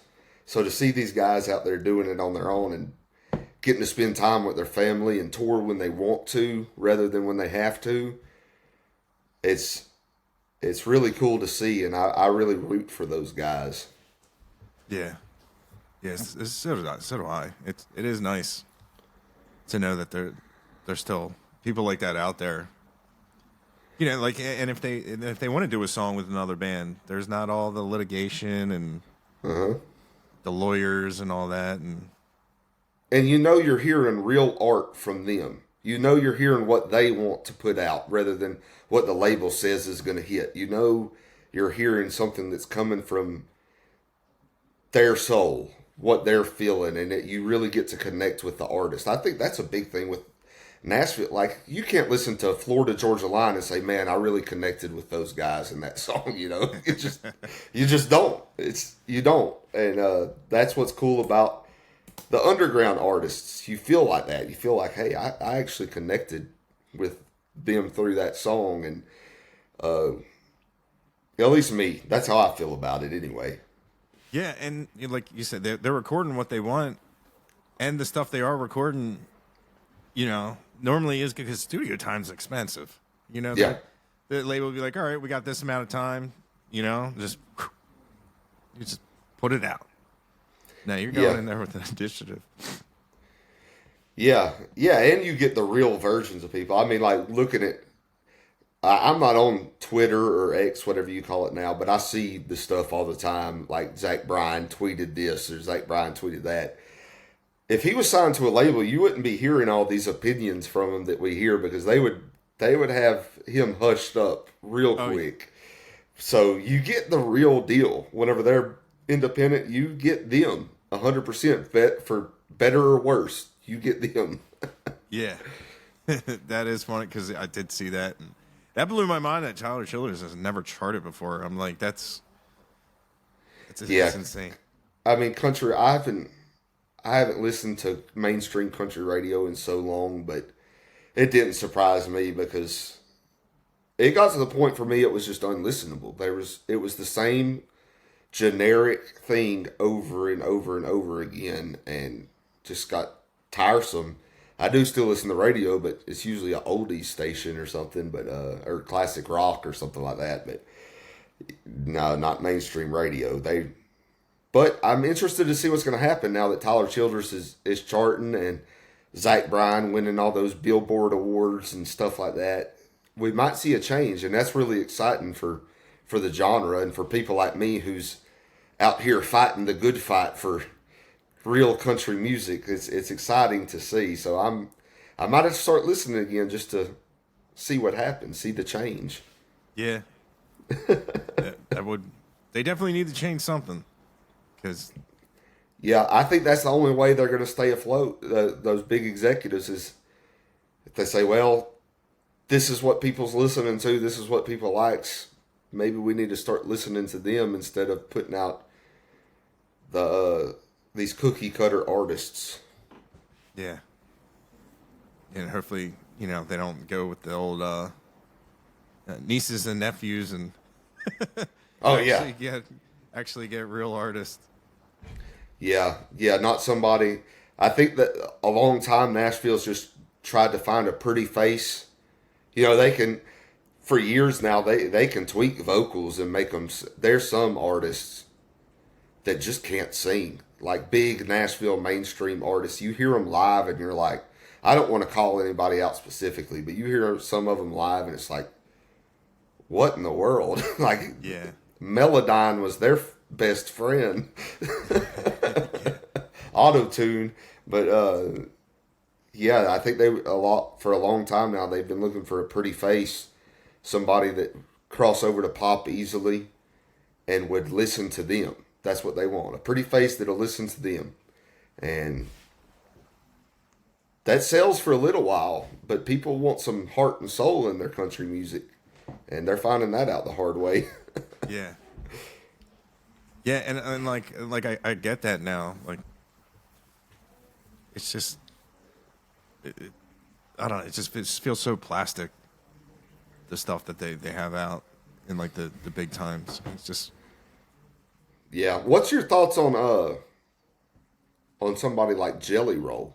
Have you listened to any of his stuff? Man, I listened to like a couple rap songs of his, and I was just kind of But the dude can. I think he's a great person. My buddy knows him and says he's the real deal. Every video I've seen of him going to Congress and talking like intelligently, and I think he's a real dude. There's a guy on TikTok that he invited like all his friends for like a record release party or something, and he said like even like some his friends didn't show up, but Jelly Roll did. He said he hit me up and said I'll be there, man. And every story, everything I've heard about him, I like that. What is it? Son of a Sinner and Save Me. Yeah. And it's like a lot of people are like, well, you know, that it's just because country music's making money. That's why he did it. And it's like, I mean, he should be making money because it is a job. Yeah, But, exactly. like, his rap, I'm not into that kind of stuff. Like, I got a lot of like flack for, I said, he looks like a modern day rapper because I'd seen him in a rap video. And I was like, oh, that's that guy from that video. But he definitely has, I think, a good voice. And the more I see of him, especially like when I'm like, I watch a lot of like news and politics, and I was like, what's he doing? I thought he was very articulate, and even if you don't want to call him country, thinks he shouldn't be in the genre. I think what he's doing with the momentum and the fame that he has acquired now, I think he's doing good things. And you know what I mean? Like, Yeah, he was very articulate, very well spoken, very thoughtful whenever he was in front of Congress. And I'm like you, I'm a Jelly Roll fan. Not necessarily the music, but the man himself. exactly. He has proven time and time again his character, and I think he gets judged a lot. I mean, the genre being what it is, I see in my comments when I do something on Jelly Roll, a lot of judgmental people. He's got tattoos on his face. He shouldn't be in country music. He's a rapper. He was rapping before, blah, blah, blah, you know. But people change. People change, and that's a good thing, you know. And he's a genuinely good person, I believe. I'm like you. I know people who know him personally and tell me that in person he is a stand-up good guy. And so I'm rooting for him all the way. His music's not really something that I enjoy, but him as a person, I follow him on social media. Love watching him do his thing, and he's helps a lot of people. You know, goes to prisons, and I think I saw a barber at a prison, a prisoner at a bar that was a barber cutting his hair in prison the other day, and he does a lot for people, and that means to me more than the music. That means he's trying to make the world a better place, and I don't think anybody should be condemned for that, no matter what they look like or what style of music they have. So I'm a Jelly Roll fan of the person more than the music, for sure. Yeah, I definitely know what you mean. That's like Dolly Parton. I'd never heard her music, but I knew of her philanthropy. You know what I'm saying? Philanthropy.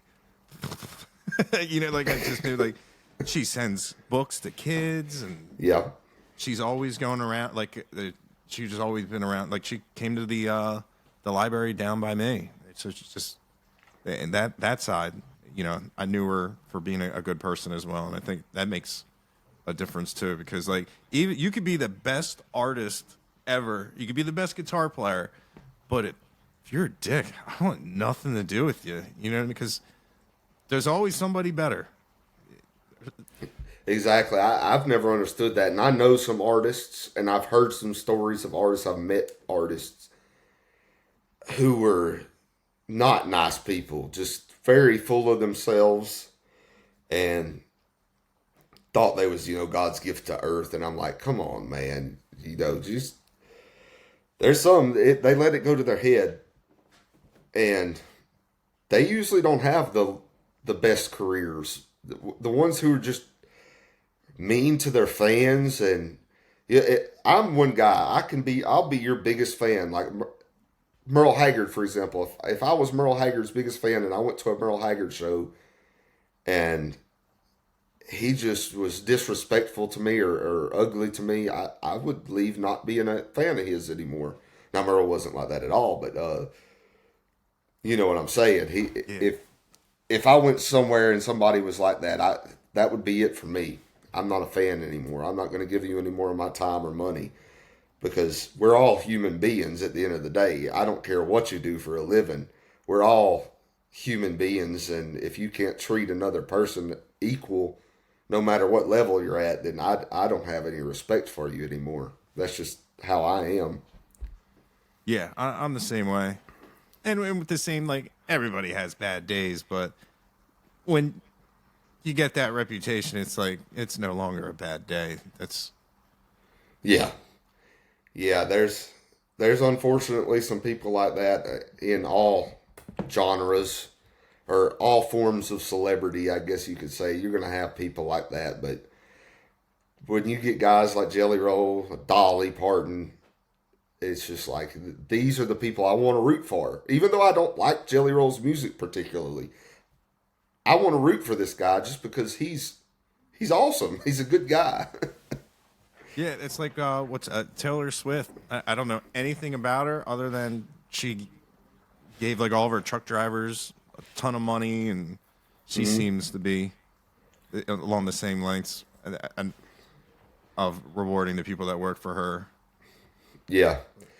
Yeah, it's good to see artists like that. And I'm always happy when it's an artist that I've always loved, like Willie Nelson, and you find out they're also really good people in real life. It's always good that your favorite artist is somebody you can root for as a human being as well. So yeah, Jelly Roll all the way. Yeah, and it's like, you shouldn't be scared. Like even being a fan of, like, to be like, oh, I don't want to say anything and have them yell at me. Like, why would you be a fan with that person? You like, oh, there's my favorite singer, but oh, I hear he's an asshole. Like, Yeah. No. Yeah, I've heard that. I've heard it about a few country artists. One famous incident was, what was her name? Mary Chopin Carpenter. Back in the 90s, she opened up for Dwight Yoakam. And Dwight has a little bit of a reputation of, he can be mean sometimes. I don't know. I haven't met him personally. I hope not, but I've heard it. But supposedly she had written this song, and the video's on YouTube. She was at the CMAs Awards, I think it was, and performed this song. But she's talking about a performer that she was opening for in his cowboy hat and blue jean jacket. And it sounds like she's describing Dwight Yoakam, who was a jerk to her while she was opening. I think she ended up denying that, but I think that was just to kind of save face. But yeah, I hope Dwight's not like that, because I would like to meet Dwight Yoakam one day. I'm a fan of his music. And maybe that's just some isolated incidents I've heard about, because I have heard from other people who know Dwight who say he's a stand-up, really nice guy. So I guess you got to kind of take those stories with a grain of salt and see it for yourself. But we'll see. Maybe I'll meet Dwight one day and I can report back on how he was. Yeah, that'd be cool. Yeah. Because, yeah, like, he's famous for being a movie star and a musician, so he probably gets a little bit more attention than most. Yeah, and I could see, getting a lot of... Now, at a concert or something, I would expect any musician at a concert to be cordial with their fans, to, sign some things, be nice, whatever, and not be a peckerhead. But out in public, and maybe that's where a lot of these stories come from. I could see how somebody who just gets bombarded all the time from people maybe one day would snap and be like, just get away from me. Give me some space. I could see that for sure. So that's why I say, I guess you got to take those stories with a grain of salt and see for yourself, because you never know what kind of day a person's having or what they're going through. And maybe they were trying to eat a meal with their family for the first time in months, and 100 people come over to their table asking for pictures and stuff. So you never know. It's a whole different life for those people who have to deal with it all the time. Yeah. I'm on break. Yeah, exactly. Yeah. Wasn't he married? He was married to somebody like super famous, right? Was that him? I don't know. He might have been. The relationships is where I get lost sometimes. It's so many different people married to, Tammy Wynette was married to 5 different people. She also dated Burt Reynolds, and it's like you try to keep up with these celebrity love lives, you'll get lost. Yeah, it was Sharon Stone. He was married to Sharon Stone. Sharon Stone, yep. Now that you say it, I guess they'd be considered a power couple. They're probably just to pull out of your car or a parking spot. They the paparazzi. I'm not a violent person, but I don't think I have a temperament for that. I don't know how I would handle that. To see these people, these super famous people who step out to all that and they're just calm. I don't know if I could be like that. I would probably be more like Tobey Maguire, who I saw slapping cameras out of people's hands. That'd probably be more of my style, because like we was talking earlier, I'm out in 186 people out in the woods. Yeah. If I stepped out of my car in town and there's 186 people around me, well, that's my whole town. Dillon, just a couple pictures. Yeah, I'd probably start swinging. What are you drinking? What are you doing? Yeah. So I feel for those people. That's just a whole different life that none of us have ever experienced, and maybe don't want to experience. Yeah. And then can you imagine your wife comes home with a tabloid? What's this, right? Yeah. You was caught with who? Yeah. What? I was just pushing down that lady's collar. I wasn't doing anything. It's spin, baby. It's spin. Yeah. Yeah, I couldn't imagine. I mean, even Zach Bryan, he got arrested, and it's everywhere, and people talking about he's a crybaby and all this stuff. I'm like, geez, the man made one mistake. Let him live. It wasn't that serious. So the one, he was like, I don't want to give you my stuff because I'm a famous musician. I wouldn't, because that's public record. Once it goes in as evidence, now you would have to move. Yeah, I understood where he was coming from. I did. And I'm like, he kind of got a little bit of an attitude with the cop. But I don't know, man. Just like the El King thing that we were talking about earlier. People make mistakes. They're humans just like the rest of us. Give them a break. Would you want if you make a mistake, do you want the whole world saying that you should be canceled or your career should be over because of one mistake? I mean, come on.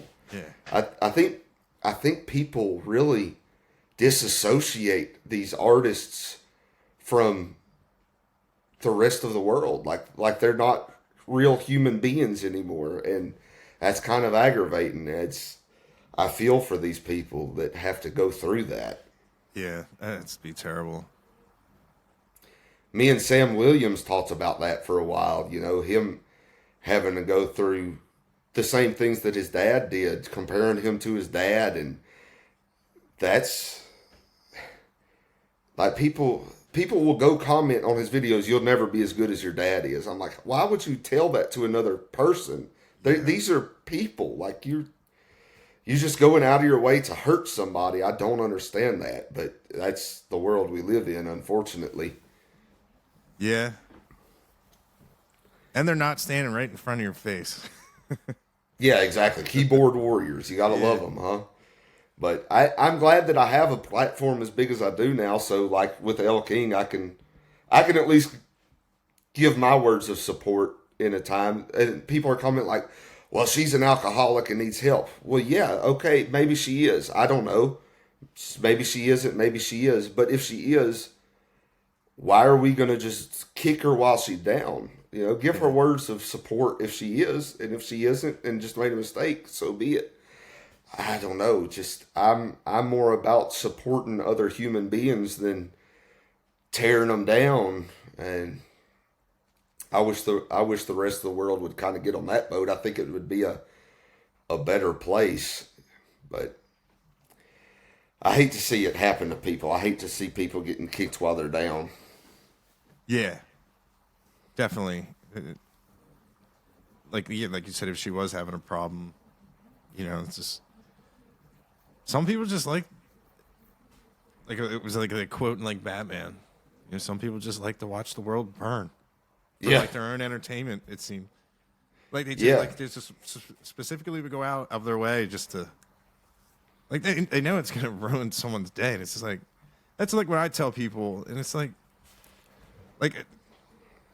you put a comment out there and they're like, and I'm like, I've met so many people that like I love their music, none of it's ever come from hatred. It's always like I try to keep everything positive because I'm never gonna meet an artist that I say, oh, they're drunks and they're terrible, and and like it's not how you get anywhere. Like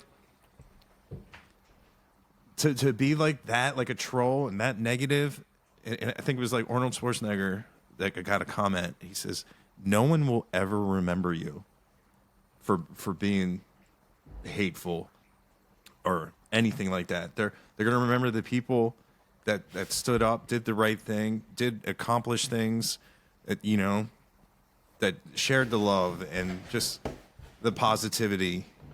And you know what I mean? Like, I can listen to a song that I don't like, but I can find things that are good about it. You know what I mean? Like, and I don't have to say, this is trash and 0 out of 10. Like, where would that get me? It's like when I used to manage a band and they would say something, they put something on social media. I'm like, you can say that to me. You don't have to go and put it out there and just hurt somebody. Is it funny? Yeah, but it's not funny to somebody else that you said it about. You know what I mean? Like, we can joke at a personal level, but just keep it, that's fine. But amplifying it just to, I don't know. It's just, that's always, because that's how, like, my channel, like, started. I was, like, making fun of country music and, like, being mean, like, in a character sense. And I'm like, there's no great ending to this and I was like, no. I was like, I don't want to do it like that. It was kind of funny doing like the back and forth with my buddy, and then like I found out, I was like, no, some of this stuff's pretty good. Like yeah. Well, it was the same way with my channel when I started. One of the first big videos I had, I say big, it probably got like 20,000 views, but big for me then, I said something about mainstream radio. I actually just come in. I had the radio playing, and a song by Sam Hunt that was it was just horrible. Come on, and I got so mad. And I came in and I made a video. I was like, I heard this song. I hated it. What's wrong with country radio today? I was really just venting on camera, and I uploaded it, and it did good. I was like, yeah, man, yeah. And so I made a bunch of more videos like that, like about how bad country radio was and how much I didn't like it. And I got to the same mindset of you. I was like, do I really want to build a platform on just tearing people down, or do I want to build a platform on building people up? And I chose the latter, and I'm glad. I think that my life is happier lifting up the people who I do like rather than giving the attention to the people I don't like. And Let them do their thing. I'll do mine, and I'll listen to the people I like, and so be it. And I just think it's a better way to live. Try to be as positive as you can be, and leave the negativity alone, because it does affect your day-to-day life. And if you're putting that content out, then you're just sending that negativity into the world, and nothing good is gonna come of it. Yeah, 100%. It was like I was telling my buddy who just, I'm like, if every room you walk into and you think everyone in there is a jackass, it's not them, it's you. Yeah. Like, it's you, dude. Like, Yeah. the whole negative, or like, especially like, I don't, people think like stuff should come to them, and it's like that. You got a dream, chase it, because they ain't gonna chase you back. Cody Johnson, and like, I've been finding stuff like that out like more and more. Like, if you put it out there, like he said, like building people up, like people will notice. And like, I've come across I've done there was a blind girl that had a song, and the comments, I was so mad at the people. I think even Nunley got involved in it. I was like, nah. I said, look, time to use the platform to, to just really just to show people, like, because maybe you don't realize that, because even like, I have very thick skin, but after, you have a day where your guard's down, and you start reading those comments, and like, you'd be like, it just drags you down. And then you got to think, like, well, how much does their life suck? Like, that's their idea of a good time. So, Yeah. I really got that guy, and it's like, oh, cool. They read your comment, and you got no picture on it. Like I said, at the end of the day, if me or you are walking in a store, they're gonna walk right by that guy, and odds are, possibly, they're gonna recognize us and be like, hey, man. Really found, I found some great facts out about my country artist that I never knew. Really appreciate. Yeah. Rather than being like the guy that screams and yells about artists and, down with El King, like they do the other things. Yeah. Yeah, I mean, chances are, in my opinion, there's a lot of people who say, oh, El King, she's not even, under my video, this is what they commented. El King's not even talented. Waylon and Willie and all of them were talented. How can you even compare them?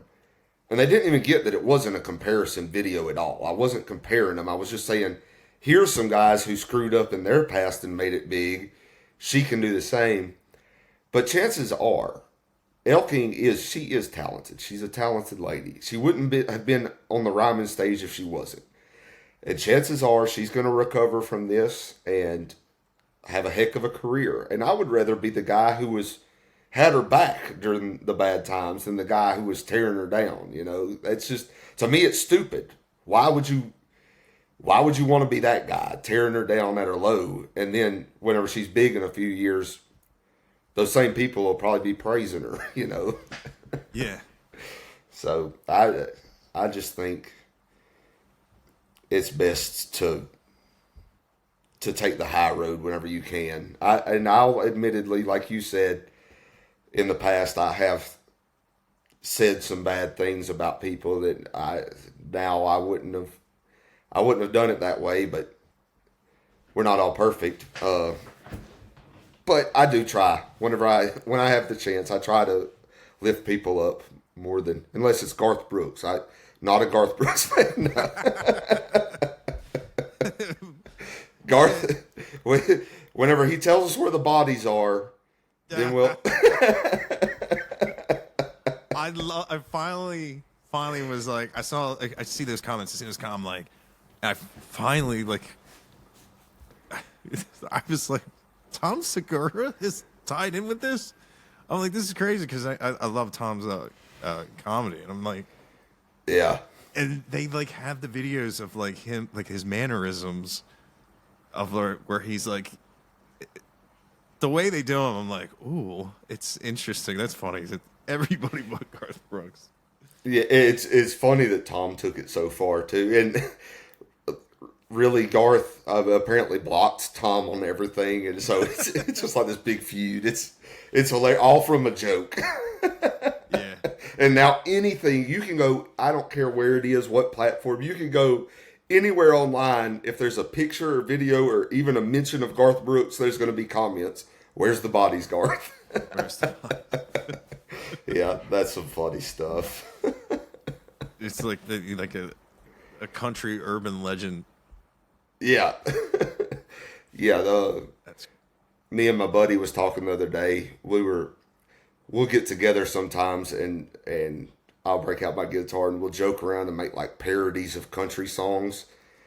And we was gonna write "I have friends" in crawl spaces instead of "I have friends." We didn't write it yet, but it's pending. I love that. I mean, you can do the song the way it is because parody's protected under the First Amendment. Yep. Yeah. I don't think Garth would like that at all, but it would be hilarious.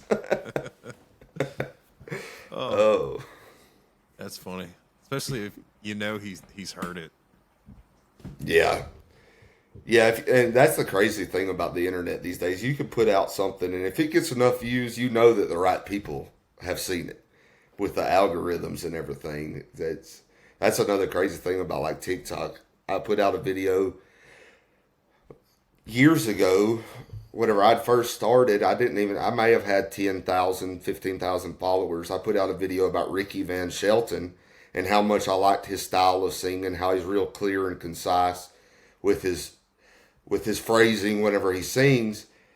And his wife messages me and's like, "Hey, I showed Ricky the video. Ricky loved it and appreciated it, and he was happy to hear somebody say that about his singing." And that was really the point when I was like, I could do big things with this TikTok thing.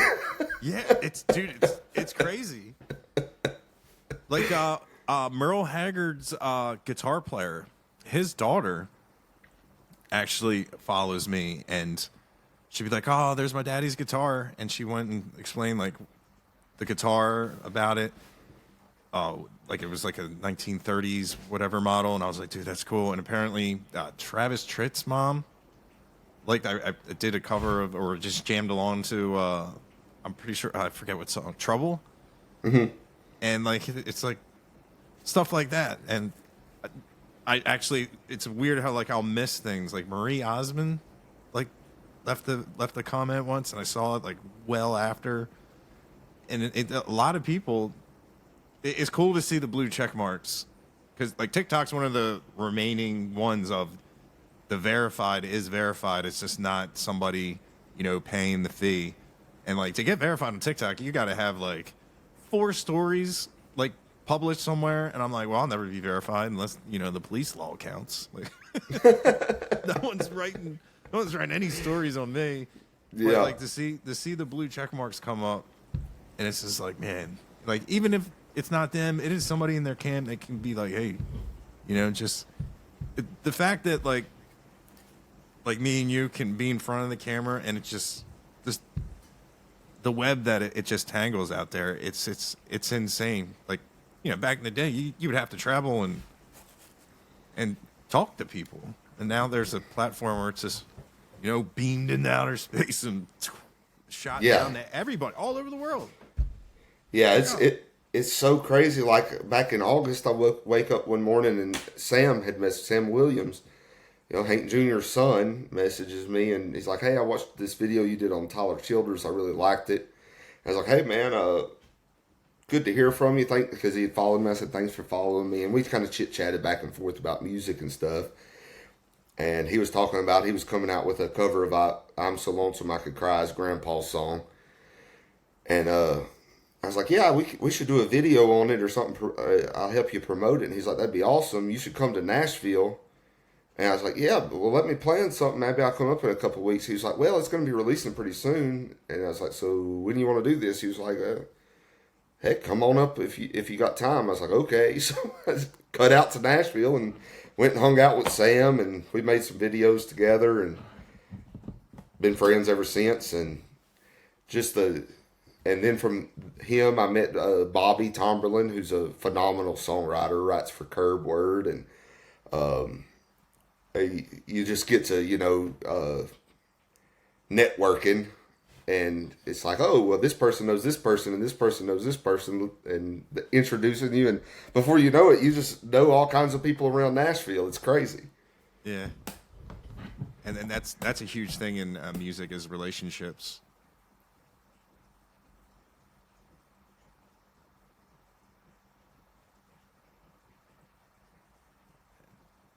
You still there? It's kind of. Yeah, you cut out for about 30 seconds there. It's just like relationships in Nashville and all types in any aspect of music it's that's just the one thing you really have to keep up with. Yeah, it's something that, I mean, I've said it like 3 times already on this podcast, but I'm just so blessed to have the opportunities that's been afforded to me through the platform and everything. I don't know. It still to this day blows my mind that I've been afforded the opportunities that I've been afforded, and just over the past not even a year, and to be where I'm at, it's crazy, and I'm thankful, and I just can't say it enough. I'm thankful for my followers and the peoples that have afforded me the opportunities to get to go to Nashville and make those relationships. It's crazy. Yeah. The opportunities that get presented, just like, who would have thought, like, you do the first 30 videos and nothing happens, and then the next thing you know, like, you're hanging out with your favorite artist or somebody that wrote with your favorite. It's just, it kind of blows your mind, because, like, had you not decided, like, or gave up, that's like when people are like, oh, I stopped doing TikTok, my numbers were down. How are yours? I'm like, mine are terrible. I don't care. I don't quit. So it'll turn around. I think I'm having some connection issues here, Patrick. Yeah, man, the cash is probably building up on, because I'm looking, I'm like, man, we've talked for almost 2.5 hours. Yeah, it's probably what it is. You keep cutting in and out on me. Yeah, but I guess because we are having issues, we can I guess end it here. But dude, this is a great conversation.